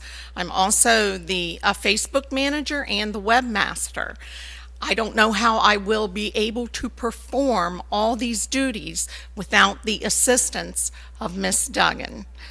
I also attached the letter that I sent you all. I sent it by email, but I was afraid you did not have time to read it, so I attached that, plus the media tech job assignments, and you can see it's so much more than just checking books in and out. So very much more. She interacts with classes that visit, suggests books, helps students locate books.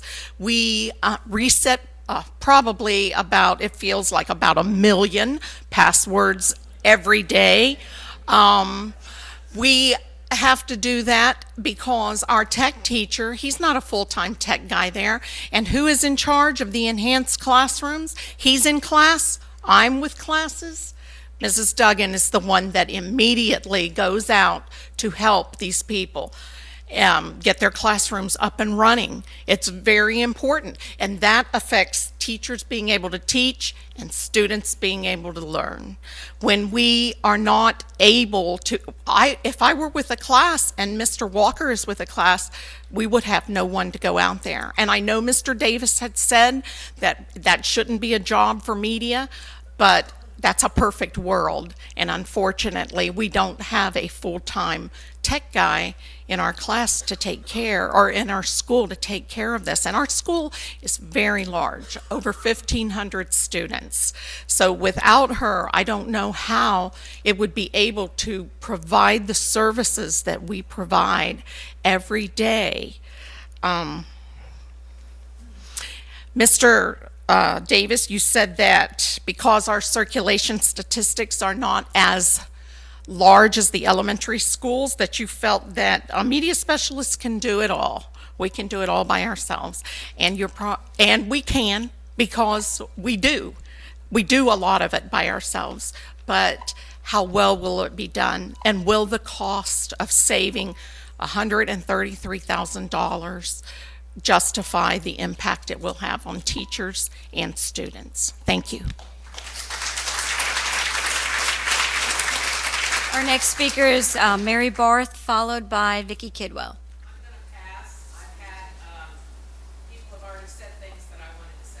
Thank you. Vicki Kidwell, followed by Melanie Lee. I'm in a hurry so everybody can talk. Okay, I edited like crazy, like I was scratching stuff out, so I'm going to be fast. My name is Victoria Kidwell. I'm a first grade teacher at Argyle Elementary School, and you have my address, of course. Scratch. I hope that you are beginning to see that teachers in Clay are deeply invested and dedicated to their schools and children that they serve. We consider our profession a calling and a profession which has the potential to change lives. I want to thank you for putting art instruction back into schools. I think that's really important. The research supporting the value of art education is vast. But today I want to make a plea for the importance of keeping the technology teachers in the elementary schools. I have here some notes that were given to me by our tech teacher at AES about some of the important things that she does. This year, tech had its own standards, which are very in-depth. Standards for every grade level are quite rigorous, and tech teachers address the standards for every student every day. Within the standards are typing and keyboarding skills. Most of the FSA testing is online now, so the kids got to type. Due to FSA testing, students are required to type responses to the test and are still given a very limited amount of time to do that. Students have to be fluent in typing to have time to complete the test. In technology, we focus on typing correctly with punctuation, grammar, and capitalization. We all bemoan the loss of instructional time for test prep. Tech class is an effective way to prepare for high-stakes tests. Students also complete practice FSA tests in tech to protect instructional time. Standards in kindergarten and above set the goal that every student knows the basics of computer operation, how to open programs, turn it on and off, Google websites safely, fix and adjust volume of speakers, headphones, logging on and logging off. The county guidelines change so that every student, no matter grade level or age, has to log themselves in and out. Every student has to learn how to do this. Reteaching and repetition is important in primary. I didn't even take my class to the lab because they can't log on, they're 6, until she worked with them half the year. Christmas is when I started taking them. And they still can't log on. Is it an A? Is it a B? Is it a C? Because of and it changes all the time. It takes them forever. And it takes me standing over there and watching them. You can't do it for them. I'm telling you, if we don't have a tech teacher, it ain't going to happen. The tech teacher creates logins for the students and changes their passwords every 90 days. Students are asked to create projects and assignments, not in first grade, thank God, using Google Classroom. This is something that students learn while they're in tech class and use in their regular class. So she works in depth with them. These skills are needed for safe and effective research throughout the year. The county also asks students to use their student portal, so every tech day they log into their student portal from class. She teaches the students how to get to their portal, what tools are in the portal, how to find their grades, and how to get to their online textbooks. These are the things that they do in technology. If the future is technology, so that computer coding is even being considered now a foreign language, then Clay needs to move boldly into that future and embrace technology and have a technology in every elementary school. Technology teacher is important. Thank you. Our next speaker is Michelle Lee, followed by Lonnie Roberts. Melanie Lee? I'm sorry, decline? All right, thank you. Mr. Roberts, followed by Brandy Stasiak.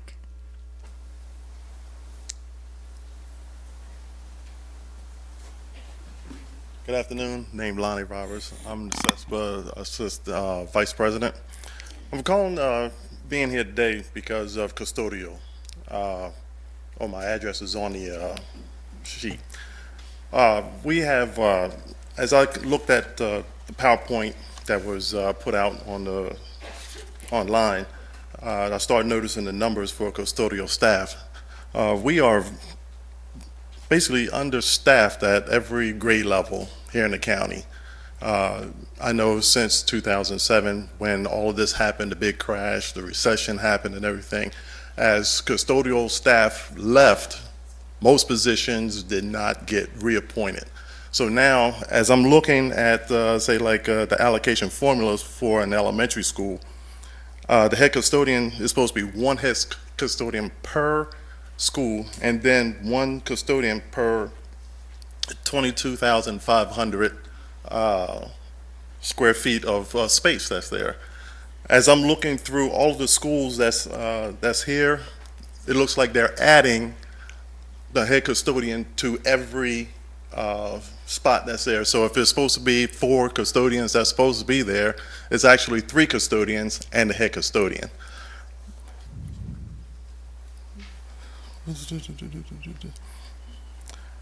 My question is, when are we going to sit there and start staffing these correctly? Also, the cleaning gear for them. Some elementary schools only get like $4,500 per school in order to sit there and clean. I've been called and say, hey, we've run out of wax, we've run out of toilet paper, we've run out of paper towels. It takes about sometimes 3 days in order for them to go ahead and get some of these cleaning supplies and supplies back to the schools. Also, as we know, everything goes up. So with that budget has been staying there for the past 4 years, from what I hear from the elementary. Now this is elementary. I'm pretty sure junior high and high school got a bigger budget than that. Each elementary school that I've talked to all of my head custodians there, they're saying right around about $4,500. They have to wait until the next fiscal year, which is, we all know, is July 1, when the extra money starts coming down the pike. And once that money gets there, then they can go ahead and get the wax, the sealing, to go ahead and finish waxing floors. Majority of the time, they are actually waiting on wax. So once they finish fixing whatever they're going to do during the summertime, cut grass, move teachers' desks around, they need to go ahead and be there. And that also plays into why they're also understaffed. We also have being understaffed. Once our custodian, say like Dr. Zenlet, we'll say that for instance, they have 3 custodians and 1 head custodian. If one head custodian one custodian is down, they're done. It's hard for the custodians actually to make up that time and clean every single building, every single portable that's on that campus. And so now we have not only that school, we have all the rest of the elementary schools and all the rest of the high schools and juniors at the same time. So I just want to go ahead and put something into your ear. We need to go ahead and staff these appropriately so we don't have germs and stuff growing, especially in the elementaries. We need to keep our kids safe. Thank you. Thank you, Mr. Roberts.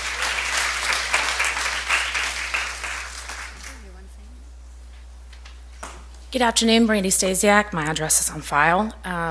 Here to speak on behalf of some teachers and some parents, specifically regarding the self-contained language impaired classroom with varying exceptionalities. Number one, I'm thrilled. I think most of us are in the room to hear that we're getting art, music, PE back in every single school. That's wonderful, and that's our goal. There's also a huge need for technology. So, Mr. Davis, I don't envy you nor any of you board members your job, but it sounds to me like we need to raise some taxes, raise millage rate, raise some money. If we want the programs that St. Johns County and other counties have, we have to pay for them. Don't shoot me on the way out. I'm a Clay County resident myself. I pay taxes too. On to self-contained varying exceptionalities. We have several classrooms. My school, Shadowline Elementary, is one that houses that program. I won't speak as much to some of the other schools, although I know, Ms. Condon, you guys have one in Keystone. We have one at Plantation Oaks. There's a couple other places that have K-5 and K-6 models in your schools. My understanding is that compressed model does not work as well as the split model at my school does. My school is K-2, 3rd and 4th, and 5th and 6th. It's been a very successful program. It obviously costs money that we've all figured out that we need more of. However, I'm here to speak for some parents that don't feel that it's age appropriate, nor is it as effective and serve adequately their children in a split model. And our split model is the best, not the compressed model that we have. We've got some questions that have been asked just of me today that I can't answer. Some of those questions include what happens to these compressed model children if we don't do as we normally do, which we normally staff in children every year at the beginning of the year. We get more kids in. And that generally justifies the classroom sizes that we're looking at. But we also have some junior high parents that have asked some questions. One of them is the current allocation for Lakeside Junior High School. The LI teacher is now being listed as a support facilitator. The question is does this change the setting that her son is served in? Is that still a self-contained classroom? How is that going to work? That particular parent's child is a graduate of the program at Shadowlawn Elementary and has been part of a very successful model and is doing extremely well and now feels like junior high is slipping backwards. So I think we have all considered the need for these types of programs. I'd also like to point out we are one of the only ones around. St. Johns County does not have a varying exceptionalities language impaired program. Putnam County, Duval County, Alachua County, we're the only one. This is an opportunity for Clay County to model what it really means to elevate Clay and serve all children. Military families come in and out of this every couple of years. We've actually had military families at our schools get their orders changed to stay in Clay County because the needs of their students can be served best right here. The people in this room have spoken to that on varying levels. Let's keep it that way. Let's do what we have to do. If we need a task force, let's form one. But we need to keep these programs, especially for our children that are most vulnerable. These children are among our most vulnerable. Thank you. Thank you very much. Our next speaker will be Bill Booth, followed by Elaine Neighbors.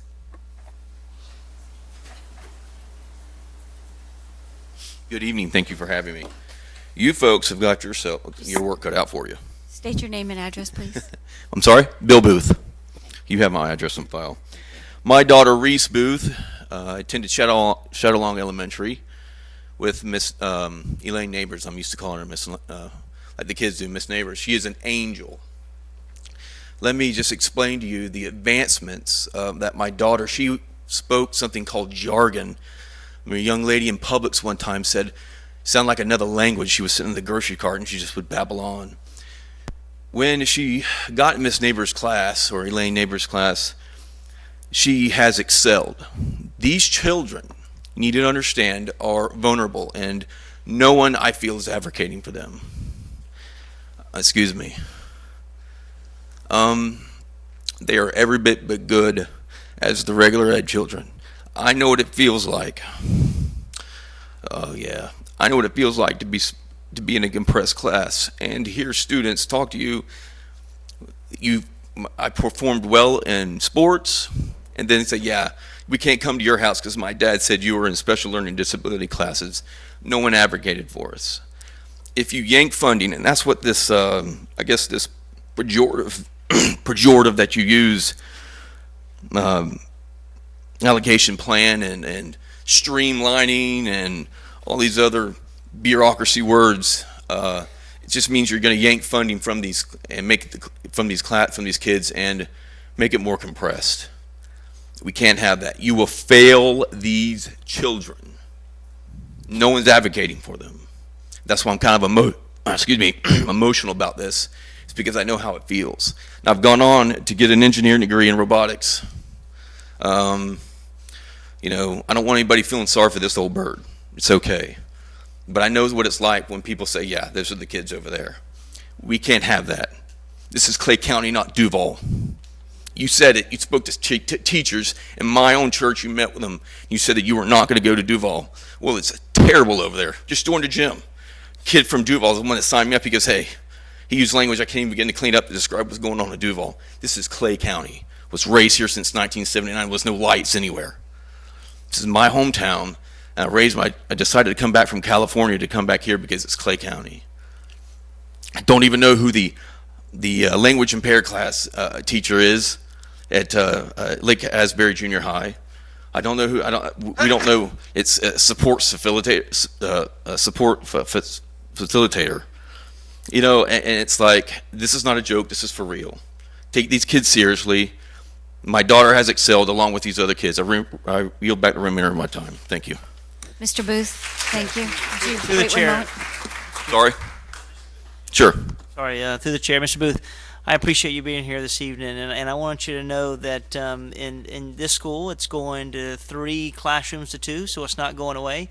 The issue is that it's the number of kids that's being serviced in those classrooms. So if they don't have the number of kids to generate another class, then we have to continue the services in the school, and that's why we moved from a standalone class to a support facilitator class. So that individual will go and service kids in the school through push in, pull out models to help them in every core content area.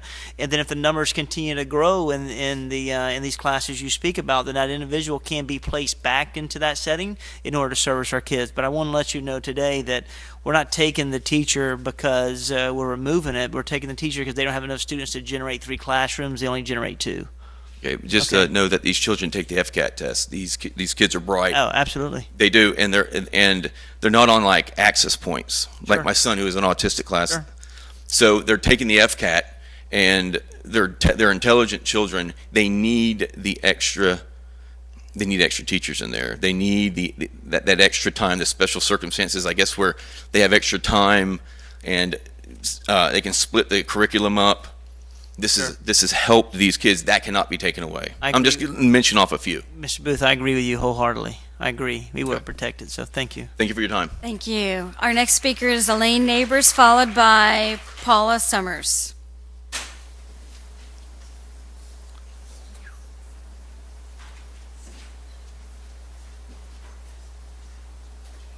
I'm going to be quick, not 3 minutes. Elaine Neighbors, I'm on file. Okay, I wasn't going to speak. I was going to defer, but I just want to clear a couple things up really quick. Made me cry. I'm a Florida high-impact teacher. Okay, that's pretty awesome. We have a lot of them, 130, right? I did that with a population who's the most vulnerable in our county. I did it because we serve our children correctly in this county. In our self-contained language impaired program. I understand the numbers, I get it. We all have to budget. I have to budget in my home. Okay, I get it. Here's the thing. We staff children in every year. So when you reduce a classroom, what happens when we get new students? We get 5 to 7 students each year. We staff them in. So it makes me worry. Like, what's going to happen? Are you guys just not going to staff them in? Because that was kind of the rumor that we had heard. I know I went to the Listen and Learn, and that was cleared up. But if that's true, if you're really not going to impede on the staffing in, then what happens when we get those kids and we have no place to put them? It's a lot easier, right? It's a lot harder to get it back once you get rid of it. So just be super careful. I've worked in this county for 19 years. I've been around for a while. I know I look super young, but but I've been around. So I just don't take it lightly. And please come see. Here's the thing. I'm passionate about this program because it works. It's one of the, I don't want to say one of the few programs that works because that makes it sound like we got a lot of broken programs, but it's a really great program. So when it's done well, it's done well. My other thing I want to leave you with really quick. We have some language impaired classrooms in this county that are K through 5. That's what Ms. Stasiak was talking to. They're all in the same room. Come on, guys. I can't do that. I mean, I'm good, but I'm not that good, okay? So in the past, like I said, 19 years, I've been doing language impaired, self-contained for 19 years. That's all I've done for this county. What we've done is we've been really smart. We've said, all right, these kids over here, because we don't have enough to make 2 classes, we've taken that classroom out of that school and consolidated it to another school. So Plantation Oaks, we have K through 5 in one classroom. Keystone Elementary, we have K through 6 in one classroom. Hey, how are you going to do that? Put kindergarten in with 5th grade? That's not That's not the smartest model. I mean, that's not being fiscally responsible. It's not being emotionally, academically, or socially. So, yes, let's look. Can we please make some really smart decisions? I'm done. Sorry, I lied. I took 3 minutes. Thank you, Ms. Neighbors. We have 6 more cards. Ms. Summers, followed by Jeanette DeRocco. If we go quick, we can get everybody in. We have to absolutely, at 6:30, they're coming in to set up for History Fair. Thank you. I'm Paula Summers. I'm a music teacher at Oakleaf Village Elementary. My address is on the card. I will try to stick to 2 minutes if I can. I have come to speak about resource in the elementary level. I know that you've already heard from many people about the technology and the importance of that, so I will not duplicate that. However, my concern is more to the formula of overall numbers. Oakleaf Village went from 6 resources last year to 5 this year. This upped our class sizes where I have 30 students in a classroom for my upper grades.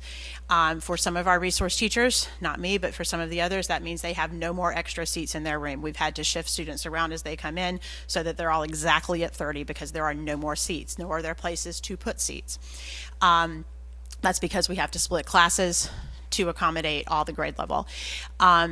Now we're slated to drop to 4 next year. I've spent this year working on getting more instruments so that all of my students have something to play. And just as I got another Donors Choose project funded, we're dropping to 4. And some of you were able to hear my 5th grade percussion ensemble at the Teacher of the Year event. While this is an extracurricular group, it doesn't start in 5th grade. It starts when they play in music class. And they will not be doing much playing in music class if we have an average class size of mid-30s to possibly 40, depending on the grade level. That's not something we will be able to do. While I have room in my room to put them, I do not have room to do quality instruction, and my concern is for the quality of instruction. I appreciate greatly the commitment to have art, music, media. This is my 15th year teaching in Clay County, and I've been through this every spring in some level, but I greatly appreciate that. I'm thrilled at that, but the quality of instruction matters as well. We will not have the quality of instruction if a school with less than 400 students and a school with just barely under 900 students have the same number of resources. There's something there, and I'm not saying they should have less, but I'm saying we need to look at how that works out. Students with less than 400 deserve all those resources. But our kids deserve to be taught those resources where they can all play an instrument and not have to rotate in a 30-minute period. Who gets to do that? So I thank you for your consideration of the quality of instruction and not just having all the resources. That is such an important step. I thank you for it, but let's also look at the numbers and how that's going to impact my teaching in my classroom, which I'm passionate about for my students. Thank you. Thank you. Our next speaker is Jeanette DeRocco. Hello, my name is Jeanette DeRocco, and I'm a media specialist at Green Cove Springs Junior High. My address is on the file. I must tell you, I have been so impressed with how you have all actively listened to every single speaker. Years past, when they did the cuts, it was not the case, and I really feel that you are listening to the needs of your community. I was asked to speak today directly about junior high issues. But if you're thinking of cutting technology in the elementary level, I think you are sorely misled. Think of the testing alone that is all technology now. And I think our high school media specialists spoke very well for themselves. Thank you for supporting our libraries. I watched the allocation workshop on Tuesday, February 21st, and I really appreciate how several of you spoke so highly of the media centers and the importance of literacy in our schools. I have worked at the public library, I worked in Duval County Public Schools, and I've had the pleasure of working in Clay County for 18 years. I've worked for 13 years at the elementary level, and I cannot express how relieved I was when I heard you were keeping the media tech positions at the elementary level. Please help us keep the media tech positions at the junior high, and it would be wonderful if you can add them back to the high school and keep the second media specialist as well. Our media techs allow us the freedom to teach our students and assist our teachers. The media tech is integral to the success of our library programs. I provide lessons in computer labs, and I go into classrooms right now to work with the teachers and students in accessing programs, databases, logging onto the computer. This would be impossible without my assistant. Yes, I can stay after school, and I can come in on weekends, and I can shelve books, and I can repair our material, I can laminate, I can place orders on my own time, I can create newsletters and bulletins all on my own time, but I cannot clone myself or grow an extra set of eyes to monitor students. I cannot leave a group of students that have been sent to the media center to do a makeup test or research and go troubleshoot a problem with an enhanced classroom, or even walk into a lab to help a student who's having trouble on one of the computers. I cannot help two classes of students in the media center and students who have come out of 7 of our labs conduct their science fair research while also checking out students who have been sent down on passes, or help a student work on their computer problem. Our media techs do work with our students. Our media techs do reset computer passwords, and they troubleshoot Chromebooks, and they help students log on and work with the various databases and programs we have. Our media techs do assist our teachers in locating material, and they do help teach our students. Our media techs don't make a ton of money, though. Please consider an alternative to cutting these 6 positions at our level. They are an invaluable resource for our schools. Thank you. Our next speaker is Carol Kachoit, and I apologize if I've said that wrong, followed by Casey Leone.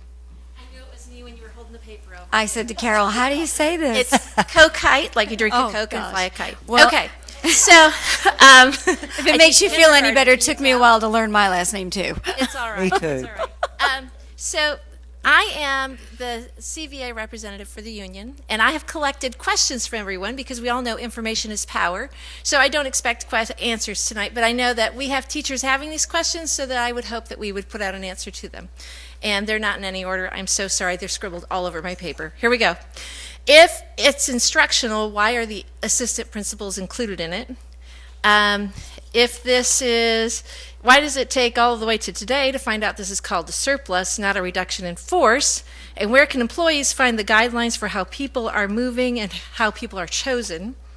If we're in compliance with student numbers with these allocation adjustments, what do you feel the process will look like when a new school is open to relieve current crowded situations? Are we indicating overcrowding when we eliminate positions? At the virtual school, we have many overlapping certifications. How do you determine who goes? Because that's how we were selected, because we all overlap. And also, it doesn't really reflect, we have one of the largest percentage cuts per employee at the virtual school. We're losing a lot of people, a lot of positions. Your cut doesn't reflect the specialized training those teachers have gone to. When you go to the virtual school and people come in, they are in shock. They come in thinking, I know how to use a computer. And we don't call it a learning curve, we call it a learning mountain. We throw you up against the side and yell, climb, climb, we've got you, go. Because nobody else has ever done it. There's nothing to prepare you for this. And so you're taking people that have that specialized training, putting them back into another position, which they will appreciate having another position. But when numbers fluctuate, they're going to have somebody go back in there who also has to go through that shock and that learning. So I think that's a serious consideration to take. Also, I was told, and I have not had time to evaluate this because, people sent me questions. Last year, CVA generated enough FTE to cover its costs with its current positions. So cutting, we're wondering how that happens. Also, I'm sorry, I lost my place on my jumbled paper. Okay. If a teacher is identified as a person to move to a different location, we have teachers in our county who transferred to schools to meet their family obligations like handicapped children. If they're identified to move, even if they're AC, some of them have been there for 8 years on AC. So they've moved their family to where their child goes to school or where they can transport their child. And can they get some kind of a hardship circumstance so that people will listen to them if they have an extreme need? What is the reasoning for the increase in principals? I know you went through it with the assistant principals to 11-month positions, but it's also linked to ISS is going from 0.6 to 0.8. That really indicates behavioral needs, and we're wondering if we're having a problem with discipline issues that we aren't aware of. That kind of reflects that situation. And then you said that school-based leadership and principals chose. We're wondering how much leeway principals will have in reassigning personnel.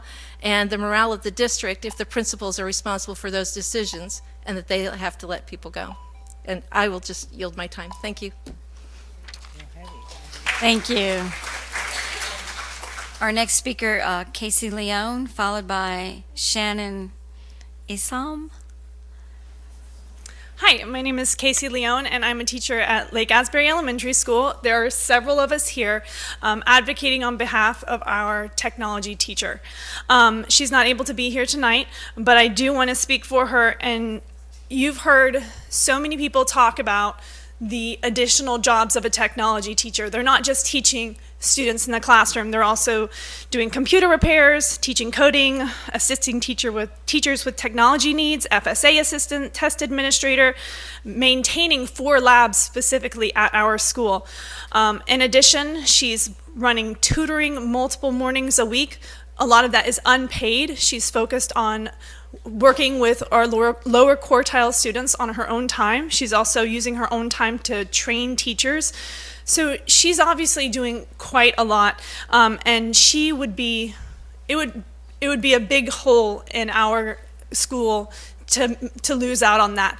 We would not have somebody to maintain those computer labs. We would not have somebody to assist us. I mean, there is no technical assistance that we have at our school. But my big concern that really hasn't been addressed enough, I think, is the fact that we now have computer science standards that are being worked into the science curriculum map. And I am a science teacher. I teach gifted science. And there is no plan in place for that, I feel. They're trying to squeeze it into science, and over my 11 years of teaching science education, that's already a forgotten subject. You want to teach second graders 30 minutes of science in a day, but now you want to double the standards being taught in that 30-minute block. And putting computers in the classroom is not good enough because we know these students need guided instruction. You can't just have them at a center in your classroom. You need to guide them through that. So it's not going to be as efficient just having computers. And right now, because not all schools are one-to-one, it's not feasible to really teach those computer science standards effectively in the science curriculum without having one-on-one devices, because currently only 3 schools have the one-to-one devices. Excuse me. So I really would like you to consider the additional standards that our students would miss out on by not having a technology teacher, because I love our classroom teachers and they are highly qualified.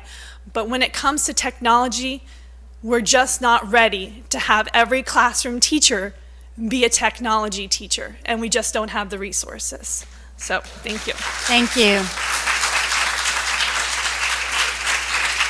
Our next speaker is Ms. Shannon Isam.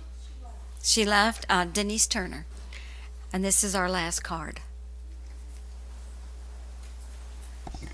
My name's Denise Turner, and I work at Orange Park Junior High School. I've been at Orange Park Junior for 17 years. Okay, as a media tech, my focus has always been on our students.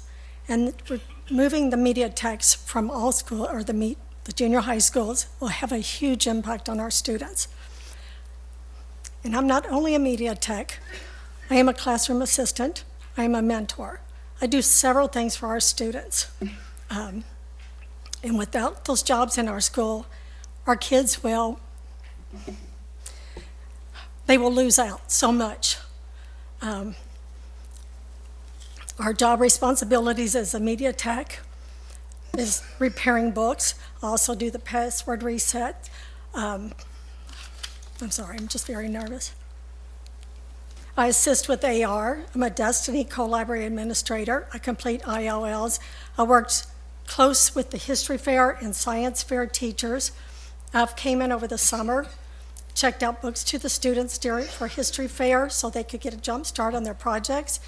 I had the teacher email me over the summer. I went ahead and placed orders for the students, so as soon as school came back in session, the students would have these books ready to go for history fair. I work with students in research homework. I do print for students that when they need copies, I go make sure that they have that done. I run overdue notices every 2 weeks.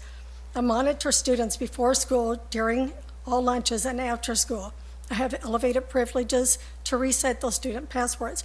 All throughout the day, from the time I get there in the morning till the end day, I'm running back and forth, resetting passwords, having them log on before they go back to their classroom to try to log on to their Chromebooks. Sometimes they come right back to me. And it is a daily thing that the students are coming.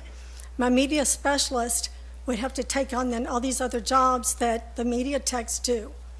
And it would then, the students would lose because she would be busy doing all these other things and would not be able to help the students. I also fix the enhanced classrooms and I place the work orders for the teachers when that's needed. I assist with testing, I cover guidance, I cover student services and the front office when they are out. I set up for functions that we have at school, for the Rotary Club luncheons, and also for a lot of guest speakers. I try to find out what their needs are, have that set up prior to the meetings. The high schools, when they come, same thing. I do all that for them to make sure that things are ready for the students so that they're not delayed in getting their information. I assist with guidance. So I do wear many, many hats at our school. I have worked with Ms. Paiva during FCAT and many things. So if our schools lose their media techs, you're taking away from teachers, but most importantly, students. I reached out to a real estate company this year about backpacks for our students. I received 125 backpacks filled with supplies for our students because our students have a lot of needs at our school. So I just want to say thank you for taking the time, but please consider keeping the media techs in the school, please. Thank you, Ms. Turner. And I'd like to just say thank you to everybody who's come and spoke tonight, and more importantly, to my fellow board members, because we've forwent our own discussion so we can hear what everybody wanted to say.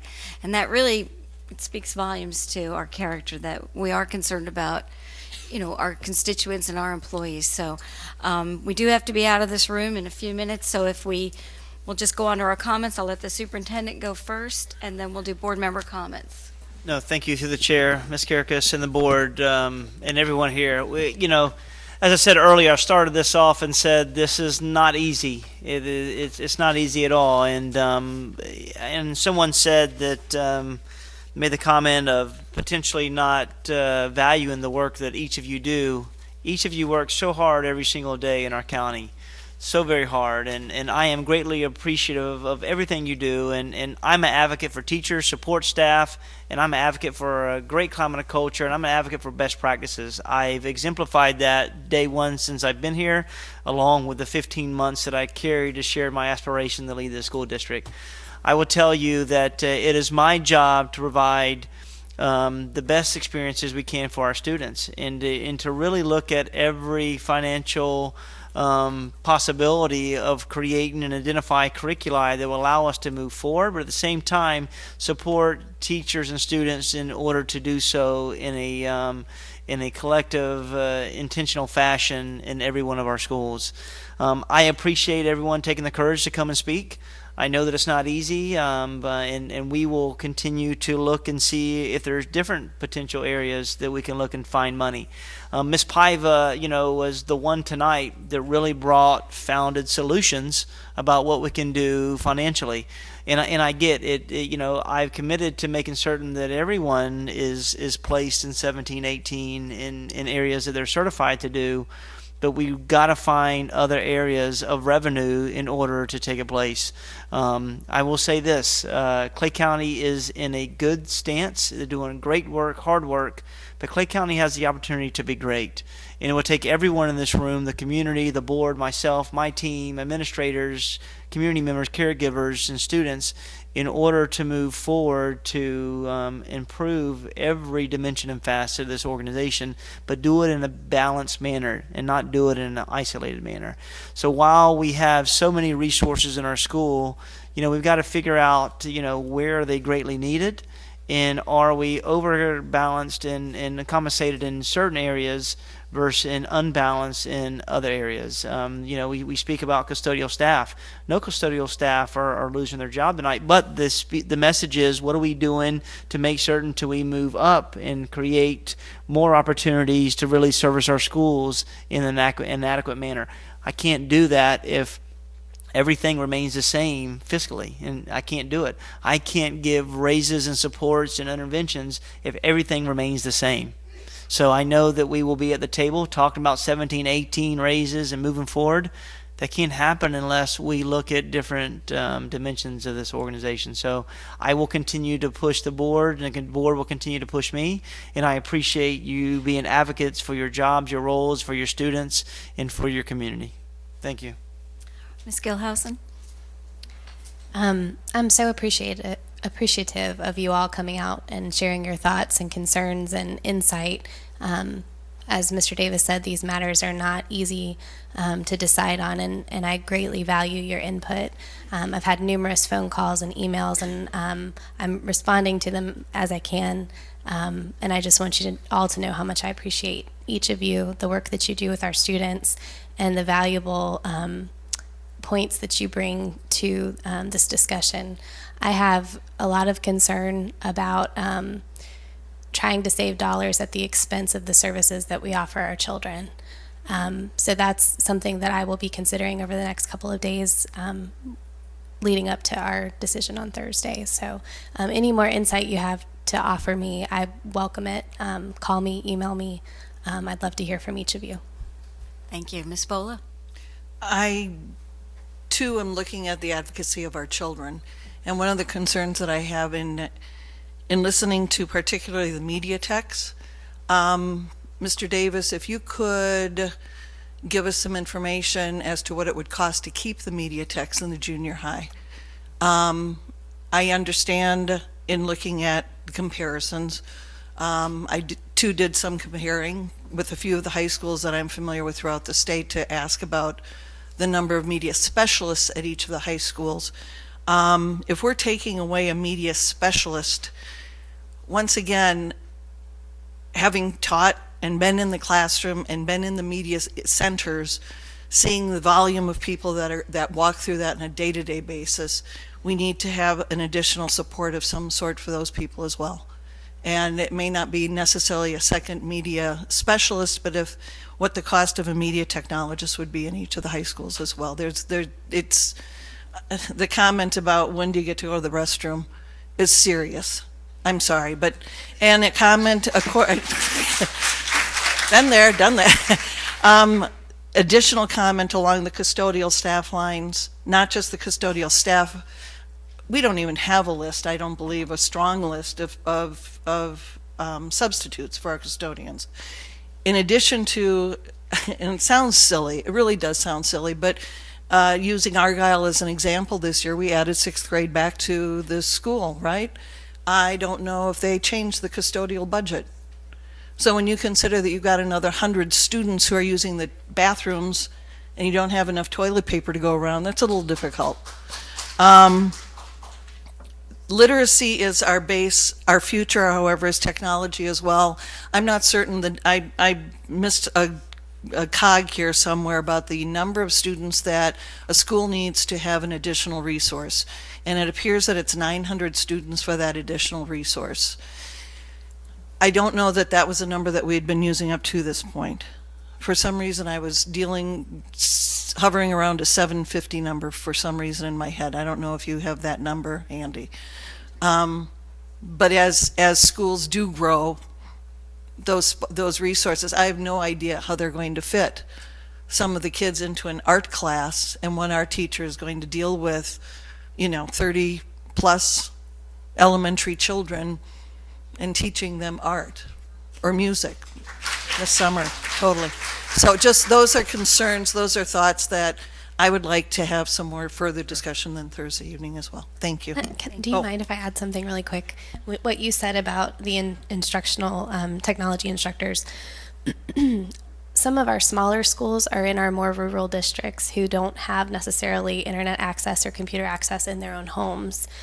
So I would really be concerned about taking away technology instruction from schools like that. I know several of them keep their media centers and whatnot open during the summer to offer those services to students. And I think that we would be doing them a grave disservice to take away technology instruction just because they don't have 900 kids at the school. Thank you. Ms. Conant? I appreciate greatly all of you coming out tonight, as well as the phone calls, the emails, the letters. I got a phone call from an employee in tears at 8 o'clock Saturday night because she had found out then that she was losing her position that she had had for 15 years. And it doesn't matter if we're going to have another place for her to go, because she knows that she will, because she has a multi-year contract. It's just a matter of how we treat people. And we talked a lot about culture, and we've talked a lot about culture, and we care about the culture for our employees, and we care about the culture for our kids. And I'll reserve the rest of my comments for Thursday night, but I do really greatly value all of you. I value the way that you found out. If this proposal, this package has you moving schools, has you moving positions. I'm very interested to know how that was communicated to you, if you had any input, if you had any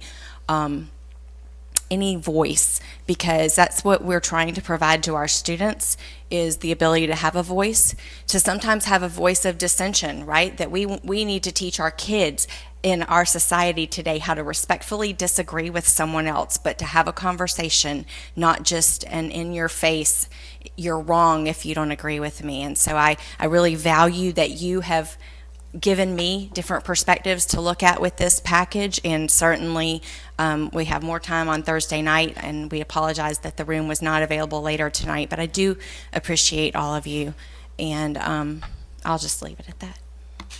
All right, Ms. Studdard? Well, I was going to brag and say I have answered every single email, but I just checked. I'm behind again. Just to I'll answer these tonight, I promise. I thought I was going to be able to say, well, I answered all mine. Thank you. We have received numerous emails, phone calls, and so forth. In the emails, one thing I noticed is what one person forgot to point out, the next one pointed out. So we were able to gather a lot of information on different positions, learning what is involved in these particular jobs. I'm tickled to death. Music, art, that's my thing. I want to get this back in all the schools. I am thrilled that we're doing that. I am dismayed about the technology, especially with the world the way it is now. And heck, we can learn something today. Next week we're behind. I mean, it's just a never-ending battle to try to keep up. I heard several of you say that you do agree that we need to have a media specialist in every elementary school. I will be very honest with you. I did not realize that we had elementary schools that didn't have a media specialist. I was horrified when Mr. Davis gave us that information. That's unacceptable. We have to do that for the kids.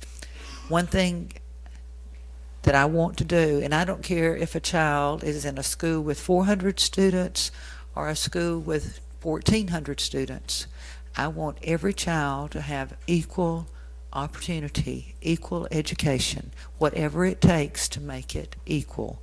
There's not, just because someone's in a school of 400 kids, they shouldn't be denied what someone in a large elementary school has. That's, this is public education. This is equal for everybody, and that's where I'm standing.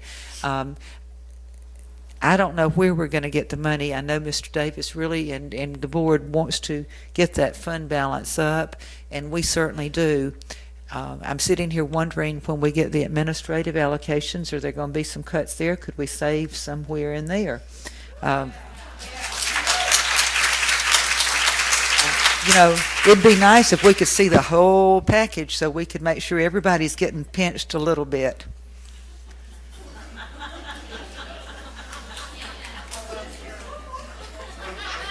Okay, Mr. Davis, I don't see you jumping right in on that one. I have a feeling Thursday night, y'all bring some coffee because there's going to be a lot of discussion Thursday night, 6 o'clock right here. All right, thank you. And again, you know, allocations are painful, as we all know, and I know that our superintendent is trying to do the best that, you know, he can with what he's come into. So I know that none of this is intentional, the changes that we see taking place. I also have an issue with the technology, and I volunteered here at Fleming Island High School's Media Center for about 4 years. I know that the media centers are not just checking books in and out, that our media specialists enhance the student and learning environment. They are a great resource to our teachers. They make a difference, and they are going, you know, before school starts, the media center is open. When school ends, the media center is still open. They are there because even in Fleming Island, there's families that maybe don't have access to the internet or have computers at home, and some kids can only get those resources right here at school. So I know how important it is. I know we all know that. And so I appreciate everybody coming out tonight. And Mr. Davis, I'd like to thank your staff. I know a lot of hard work went into this. They made many changes. We looked at it at the agenda workshop. We boo-hooed some stuff. Mr. Davis listened to us, and he changed it, and when it was posted, you know, the media texts were put back, and so they have done a lot of work. And I know we're all complaining, and, you know, we're sorry for complaining, but, you know, just deal with it.